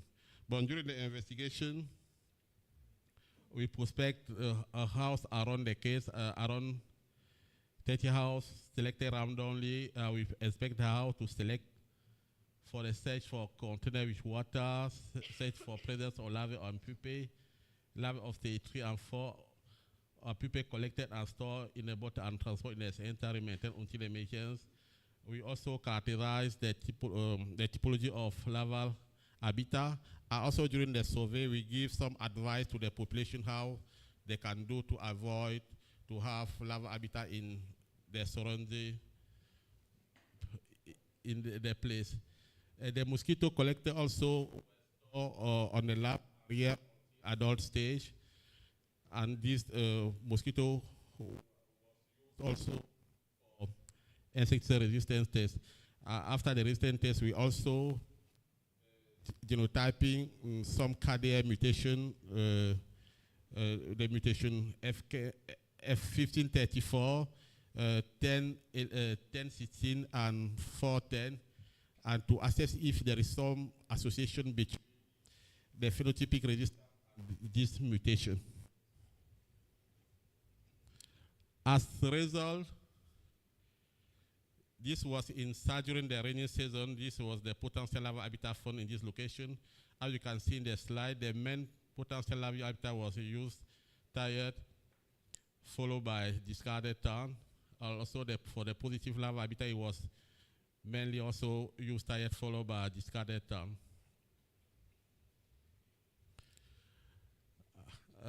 about the anatomical index, we assess some index, continent index, house index, arboretum index. As we can see on this slide,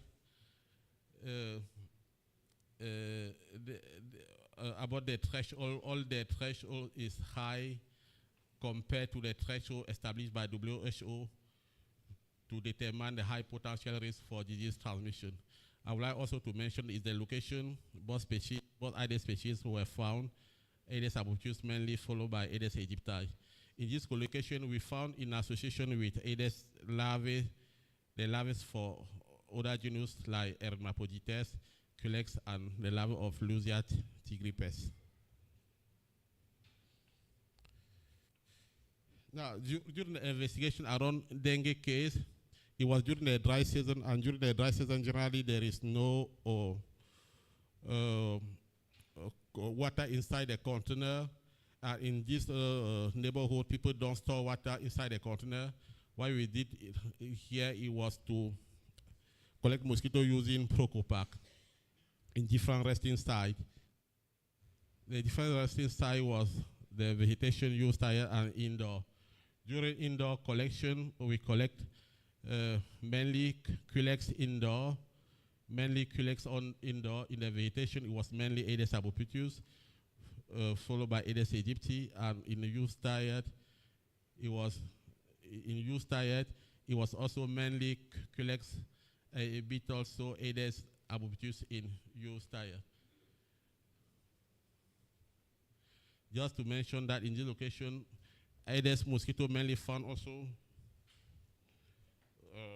was Aedes albopictus.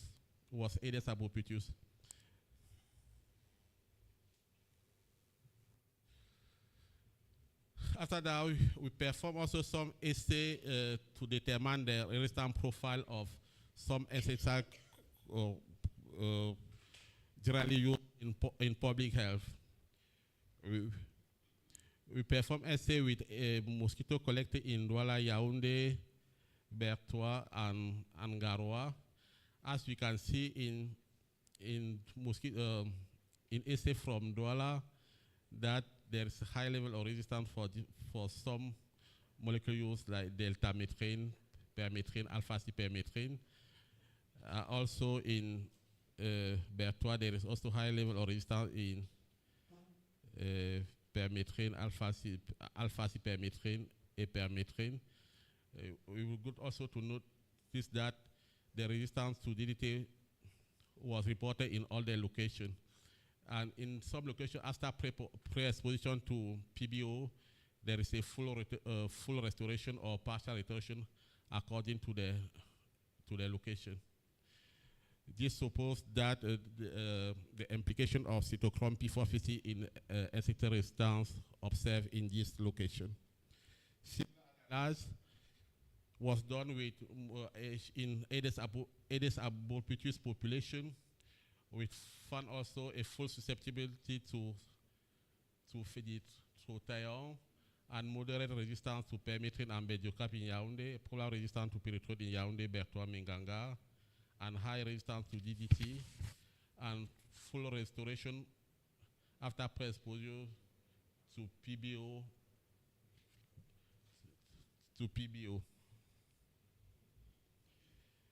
We perform also the assay with the new insecticide clothianidin using bottle test. After using for Aedes aegypti, we use 20 microgram per liter as dose to perform this assay, and the exposition is after 1 hour and water after 20 minutes.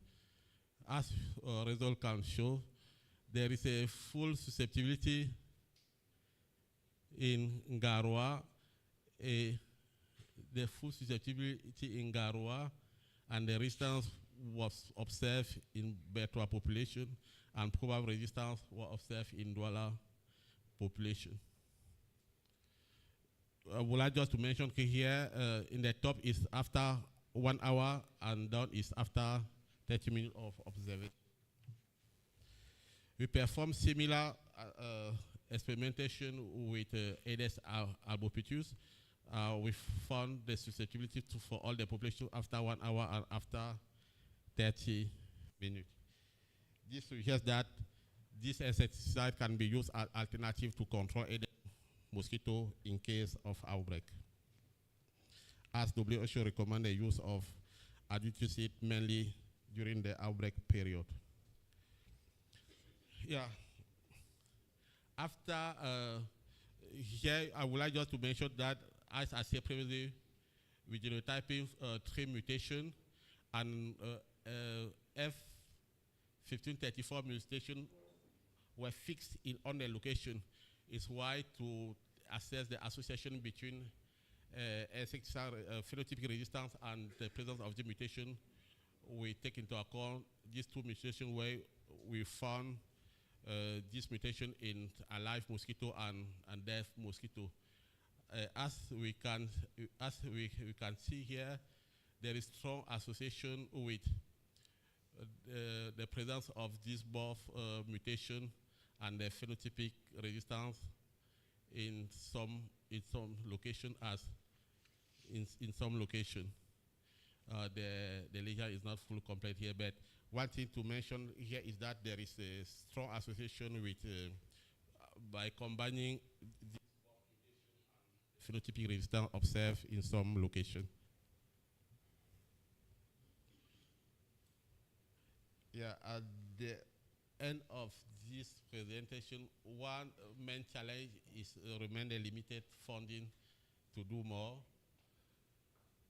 And as a recommendation is about sensitization of the population on the practical attitude to adopt to limit the proliferation of mosquito, in particular Aedes, maybe through TV, radio, and door awareness. Train also health worker at the district level and community health agent and municipality hygiene service agent on the identification and description of Aedes level habitat. Also integrated vector control approach. Integrated control approach is strongly recommended based on the achievement of vector control program against malaria. The idea here is, as in many countries in sub-Saharan Africa, there's no program against arbovirus disease. We can take advantage to the success of the malaria control program to integrate vector control against arbovirus. Again, vector-borne disease in general. Insecticide-resistant analysis reveal also that Aedes aegypti population in Cameroon are resistant to parathyroid and carbamate, but susceptible to organophosphate in neonicotinoid. This insecticide, as I said previously, can be used as alternative to control this disease in case of outbreak. Data generated could help the country to implement insecticide-based control intervention in case of outbreak. Thank you for your kind attention. Yeah, before give the mark, I would like to thank all these people that contribute to have all this data. I would like to thank particularly Christophe Kemeni, who is the PhD student in the lab working on all this data. I would like also to thank Raf to support us during all this work, and my institution create also WAASuN to give me this opportunity to present this data here. Thank you for your kind attention. Thank you very much. Okay, so we have not more update of countries, so now is the time of discussion.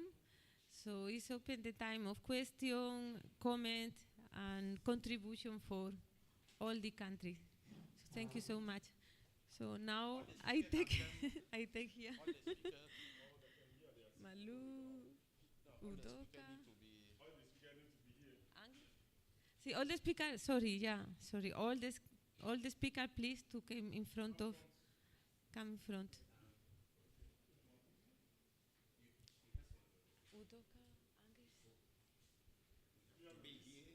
I stay here or I sit down here? I stay here.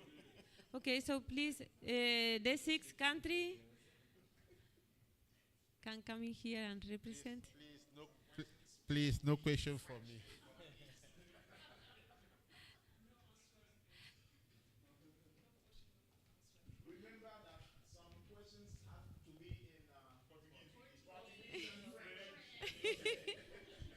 Okay, so I think I pass first to Malu. Yeah, I have just one question for Ghana. In your presentation, you show us detection of dengue 4 from mosquitoes. This was a bit surprising for me because this is very rare. And what about the human cases? Did you have some dengue 4 human cases inside Ghana? Because even in West Africa and in Africa globally, this serotype is really very accidentally detected. Thanks. Yes, so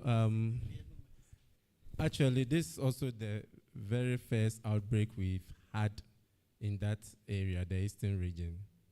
So with the help of our collaborators, Japanese collaborators from GK University, we were able to get some reagents that we use to screen the mosquitoes from that area. Just after we got the information that there is an outbreak and identified some of the communities that had the outbreaks. So we have done this initial screening, and we are hoping that maybe subsequent sampling that we will do there, we will see whether or not we will get more of this serotype. But if you realize it was just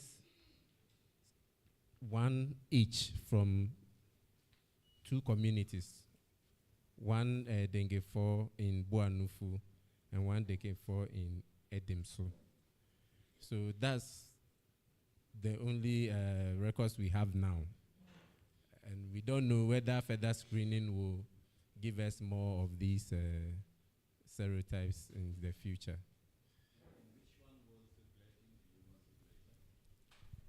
Pardon me. Which serotype was circulating in human population? In the human population, we have dengue 2 and I think dengue 3. If Prof. Bonnie, yeah, I think it's dengue 2 and dengue 3, yeah, in the human population before the outbreak. Even after the outbreak, I think we had some dengue 2 too from the human population, yeah. What he presented was an evaluation of an assay that we were looking at, the lamb assay. So the dengue 4 was like strange. So we actually tried to redo that, but we are now waiting for reagents because we're not too sure whether what we were seeing was right or not. Yeah. So that was something we had kept just to make sure that we clear it. So it's not confirmed. Yeah. Yes, it's just it's a new assay, and sometimes you can have some of these flashes coming through.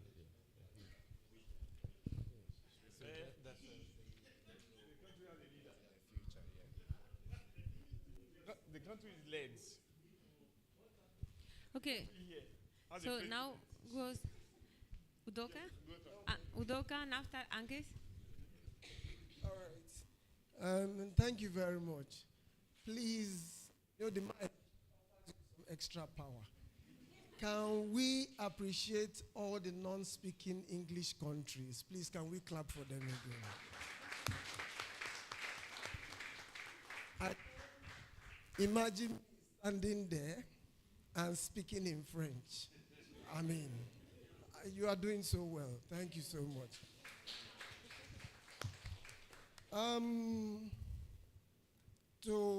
Thank you very much, by the way, everyone, for your presentations. My question is to my brother from Ghana. You talked about spillovers while you were presenting, and that you even talked about farmland collection. When I saw what you presented, I don't know if you tried to target tree-hole breeders. I saw tree-hole breeders. I saw 1.4% Aedes africanus. And I was wondering, when I was looking at your method of collection, you set traps, you leave to collect the traps in the morning. And I was wondering if it's possible that you actually missed the tree-hole breeders, because it doesn't seem that they were targeted, particularly because you had issues with the farmland. That is one. I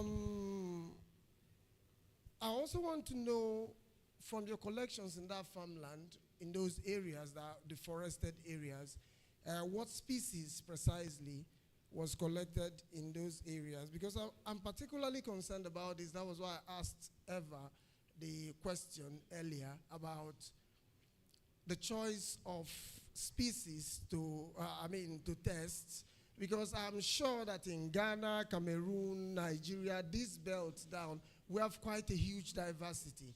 And the effort is always towards the domestic and peri-domestic breeders. And if you see from his presentation and some locations in Nigeria, even Aedes luteocephalus, Aedes africanus are beginning to adapt to household water storage containers. In Sabagria, precisely, in, Bayelsa State, in fact, there was no tree any 500 meters close to that area, but we found Aedes luteocephalus breeding. In some parts of Ebonyi State, we've also seen that. And the concern now is that if you visit rural areas, you know, of course, people build houses within the woods and the rest of them. So you find that sitting in front of people's houses, you are beaten by tree-hole breeders and the rest of them. So I don't know efforts put just to, sorry I'm elaborating a little on that, just to target these tree-hole breeders so that we don't over-focus on Albopictus aegypti, where we have issues with the tree-hole breeders. Thank you. Okay. So the sampling method that we use was based on the information we got from the Ghana Health Services, that farmers are complaining of some strange insects biting them and all. So we went in as entomologists, not necessarily as going for just arboviral samples, okay? And from what they told us, we had to visit places where they had experienced those bites, hence informing how we set the traps. Because some of the traps were set in the farmlands, we can't stay overnight and watch over it. So we just set it in the evening, then we pick it up in the morning and also check the samples that way. So we weren't really targeting tree holes breeders, yeah.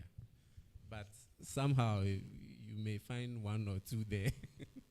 Yes, because of maybe the attractants from the traps. Yes. Okay, thank you. So, Angus? Okay, thanks for your presentation. I'm still wondering about the serotype 4 you find in Aedes.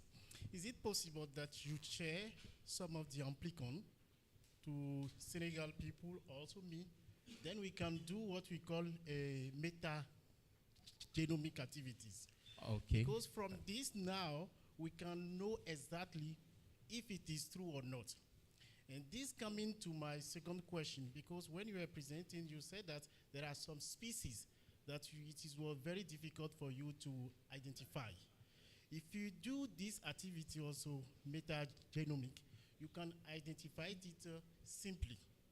Now, I would like to suggest some things to WAASuN committee, scientific committee, that we move to these tools, metagenomic activity. Some things that it's enabled for you to identify by using PCR. With these new tools, you can identify everything. You blast it in Gizzard, you can get it easily. This is my contribution. Thank you. But these identifications were not molecular. They were just morphological, just using the physical features, yeah. Thank you. Thank you. Okay, I have a question for all the presenters, if you're willing to answer. You don't have to if you don't want to. But I noticed in multiple presentations, there was information about the possible cases of arboviral disease, and the presumptives.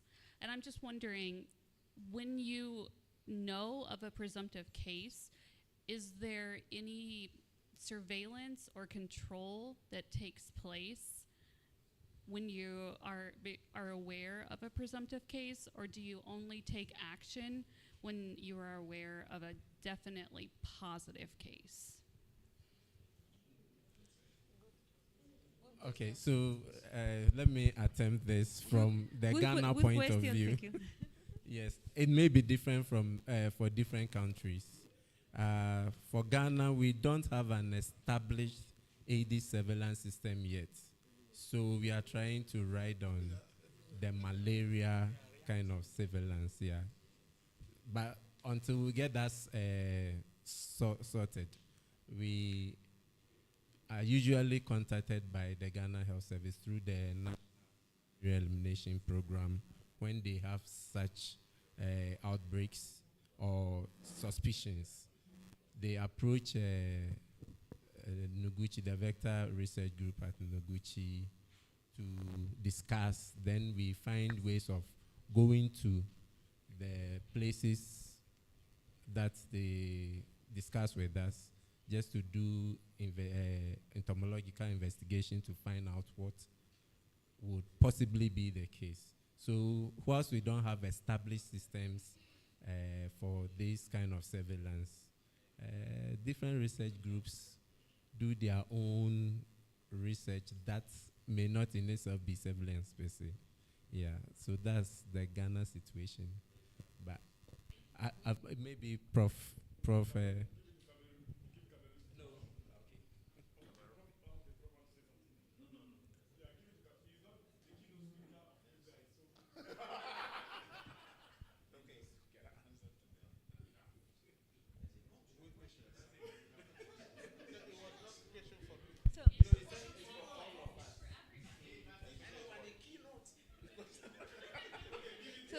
Okay. Please, can you repeat the question for the? Can you repeat the question for all of them? I think not all are. Thank you. I know what the challenge is, so I want to. Thank you. Based on the experience. You want Yeah, to speak? yeah. Okay. Yeah. In Cameroon, when there is a case notified, the people at the district level went directly to the field for the first investigation around the case. The time to the national level to prepare all the documentation relative to the field investigation. After that, one team with epidemiologists, virologists, communication went to the field for another investigation and assessed the register in the health facility to check if there is some case that was not reported, and if there is some case that was not reported, collect the blood sample and test again to see if it was the single case or there is another case around this case. And some action has been taken with entomologists to advise the population how they can do to avoid the spread of the disease in the community. Yeah. But I say that I have my question for Ghana.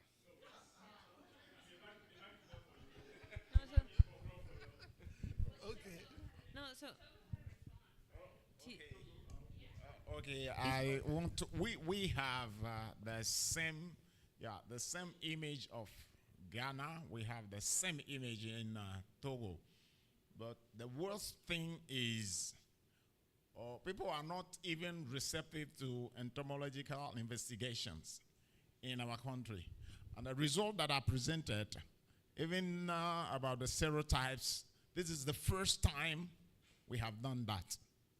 So entomological investigations, we are few entomologists that are just doing things, our own activities. Thank you. Okay, so now Cabo Verde and Niger, no? Is for all them? No, you asked them for all of them. Okay. In Cape Verde we do some similar things than Cameroon.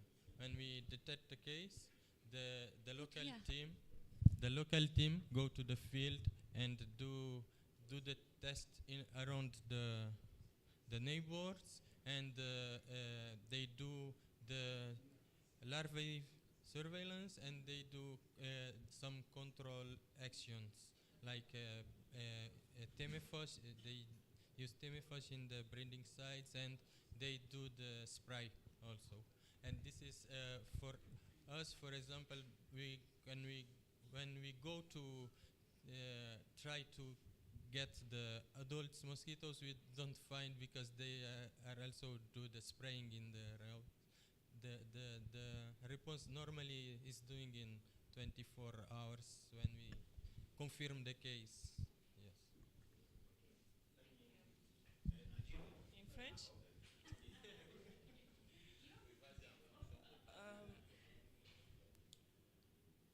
In our country, we have the best reaction. Yes, because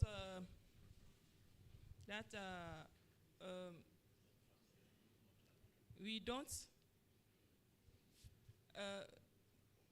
we must, comment on dit, on doit pas. We must, You can do in French, and after we We translate. In French, and after we translate. we should not talk about the cases, okay? Yes, and yes, we have serious problems, and we can do some investigation, but the results we don't spread them, okay? It's that you understand what I Thank you, thank you. It was very nice. Yeah, in Nigeria, we normally stay action because of the efficient system on ground, in such a way that we have a short turnaround for the confirmation result to be obtained. Thank you. So I think Badolo was now next.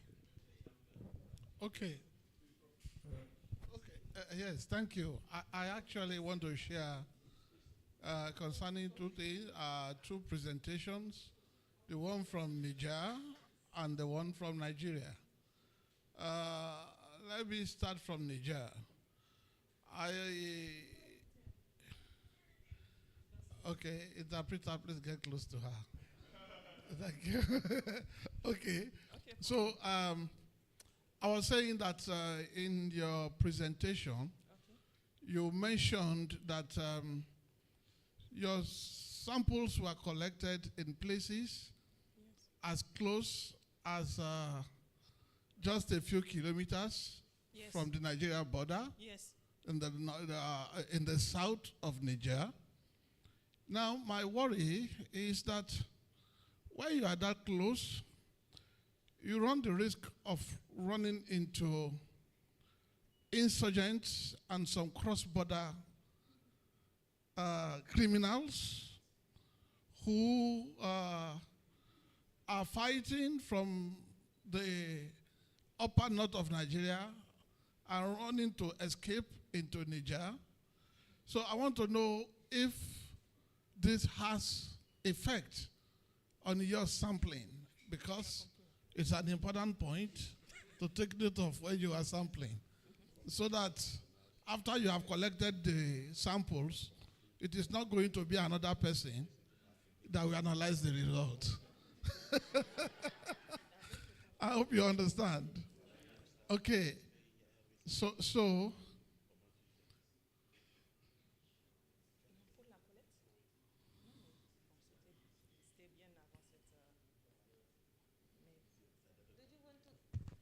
You can do the I can do the next two one. question and And she they can answer round it after. up. Thank Yeah? you.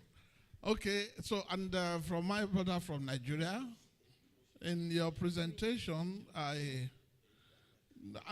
for me, the figures that came, your results sound to me very, very low, which may be due to your sampling locations and some other such factors. I recall that in some studies we carried out in Lagos towards Badagry, the results also were that very low. Yet you find out that the samples were collected from peri-urban centers like that. So if you focus also for your sampling on peri-urban centers, then it might not be a surprising result that you came up with such low figures. Again, I look at the places where you collected samples from. You know, you collected samples, for example, from Ondo, from Ogun, and so on, which are places that are not too far from some national park, like the Old Oyo National Park. Now, national parks are known in Nigeria to have been very good reservoir for such vectors, including those of yellow fever. A report from Yankari Game Reserve in the north at some point showed that whereas there was no outbreak of yellow fever in the surroundings, some people who visited the park and stayed for some days, by the time they got back to Kano, where they came from, more than 70% of them came down with yellow fever, which investigation revealed later. So I'm wondering, therefore, if in your sampling, these were also considered. Thank you. Okay, thank you. Thank you, Prof, for that question. I think one answer will be able to be sufficient for the two questions. In case of a outbreak, we have a directive. We have a specification.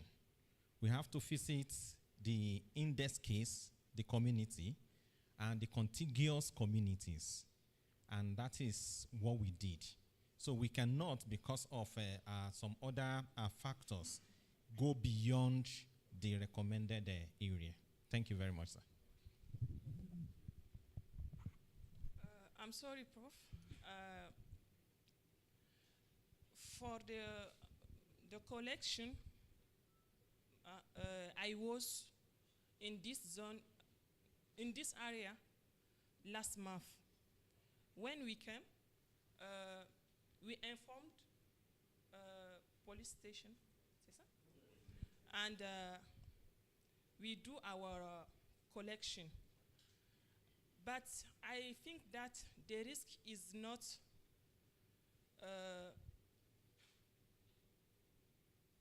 the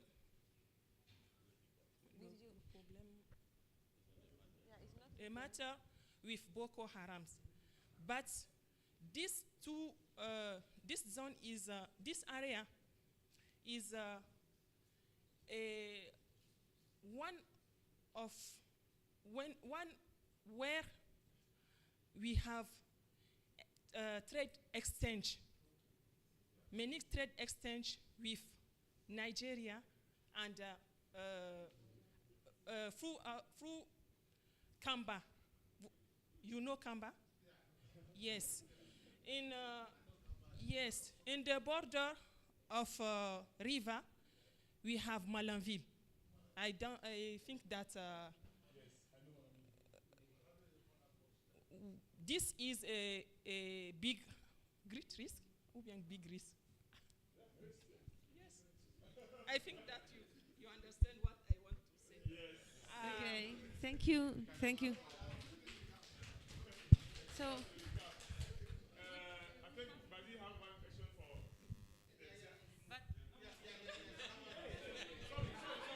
no, he had. I have he one has- question. It's for long time For me. waiting. It's for long Okay. time waiting. Yes. Okay, Okay, so I please. have. Thank you very much for all for nice presentation. Question one to Ghana. You mentioned that you found Albopictus and also Aedes. I would like to know, the species share the same breeding site or they are different. So, my second, okay, I can finish. Okay, my second question to Cameroon. You presented also a nice result on insecticide.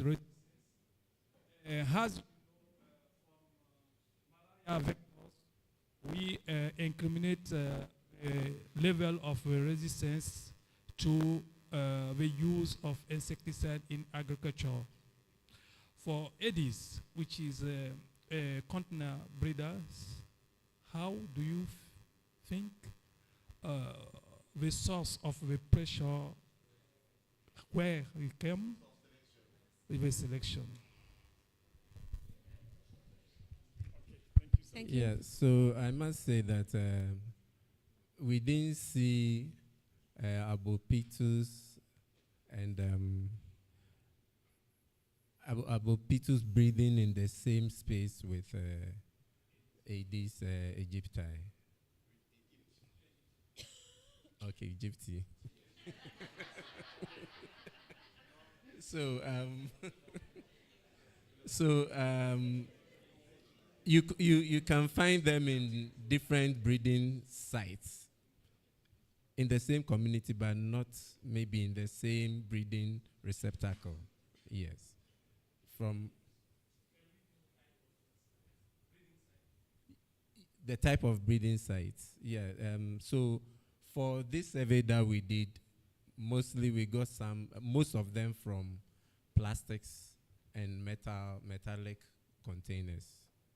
And we also, on the farmlands too, we surprisingly got some from the broken cocoa pods that had some water collected in them.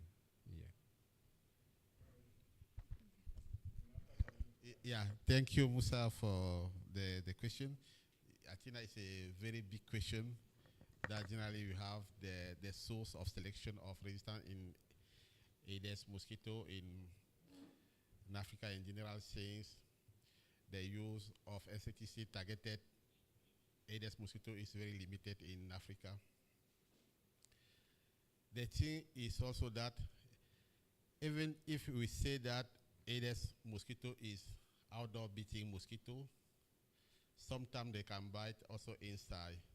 And the domestic use of insecticide through spiral, through spray indoor, can be also the source of selection in the city.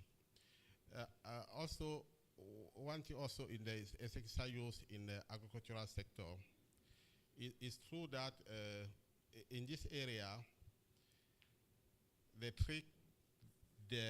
plant can be also the resting site for Aedes mosquito. And by resting in this location, Aedes mosquito can be also in contact in insecticide use to treat plant, to treat crops in this location. I think that this can be the source of selection of the resistance for all these mosquito. One study also about the resistance to DDT. Since there is since DDT is no more used in many countries in Africa, we continue to have Aedes mosquito resistant to DDT.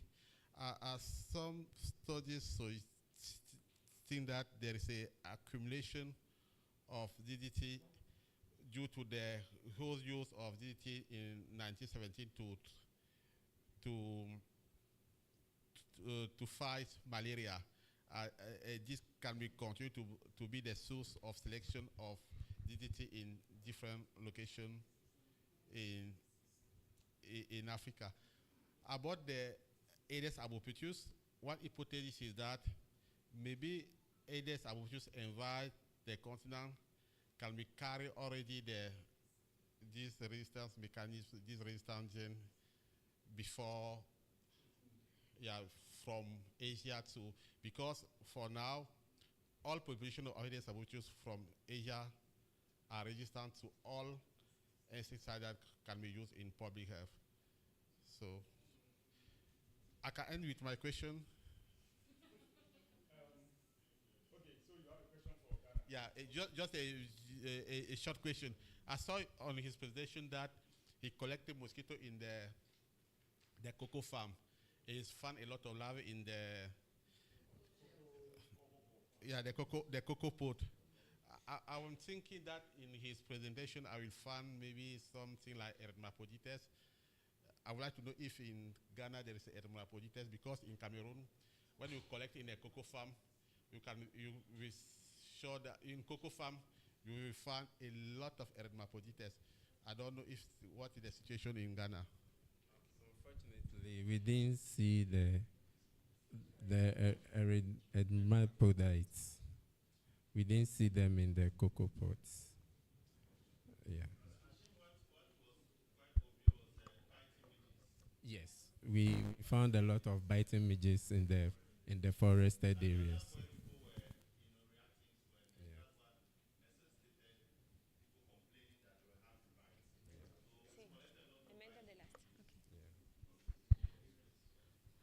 Okay, so now Imelda, the last question, because we are at the time.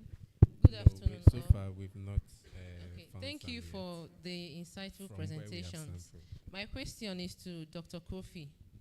In your presentation, you did mention that you sampled, you collected 150 blood samples for dengue fever molecular analysis. So my question is on the inclusion criteria that you used. Did you sample people that presented with febrile symptoms or both non-febrile symptoms? Then another question is on the age groups that you sampled. Thank you. Okay, thank you for your questions. For the first questions is the samples were done in individuals presenting febrile status. For the second question, the age group. The age group is from 20, above 20. Yes, adult people. Above 20 years. Okay, I think we are good, but I have one last question for myself. Okay. Ghana, Togo, and Cameroon rode tire with I. Now Nigeria rode with Y. What is the correct way of writing? Both are correct. Both are correct. With Y is US, with I is UK.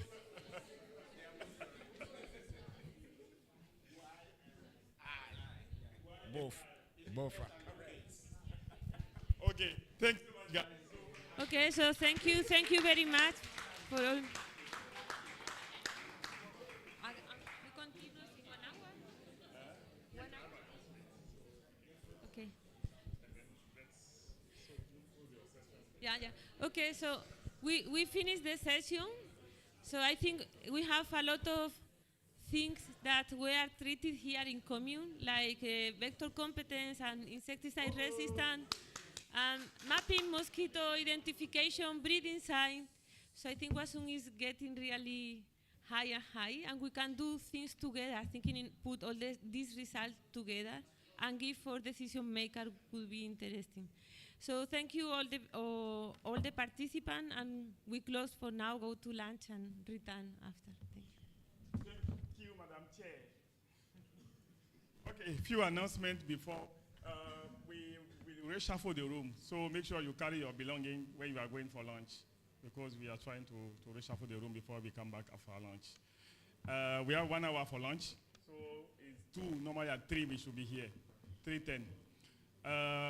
The other announcement, there is a party organized by yourself. So we would like to do some outing tonight to go to Afrikiko, right? Yes, Afrikiko is a dancing place. And today is Wednesday. So Wednesday we have salsa, right? So we go for salsa. It's an open space. So carry your dollars for yourself because I can take you there, but I can't provide you whatever you want to do. So carry your dollars. If those who are willing to go, they should see engineer to write their name. We can provide the transportation to go for dancing, but I can't provide a beer because they are selling only beer. So, so make sure you carry your dollars, and when we get there, you chop it, okay? 7 p.m. So the people willing to go is a really, I don't know, those are already tasted that they know that they want to go. Anytime you go there, you like to go again and again and again. So I will be going because I like dancing. So, and I also, let's say, would like all the ladies to make sure they are there because when you get there, you need to dance salsa with someone. So, I don't know what. Make sure you all go. So, 7 p.m., write your name. Yep. You say?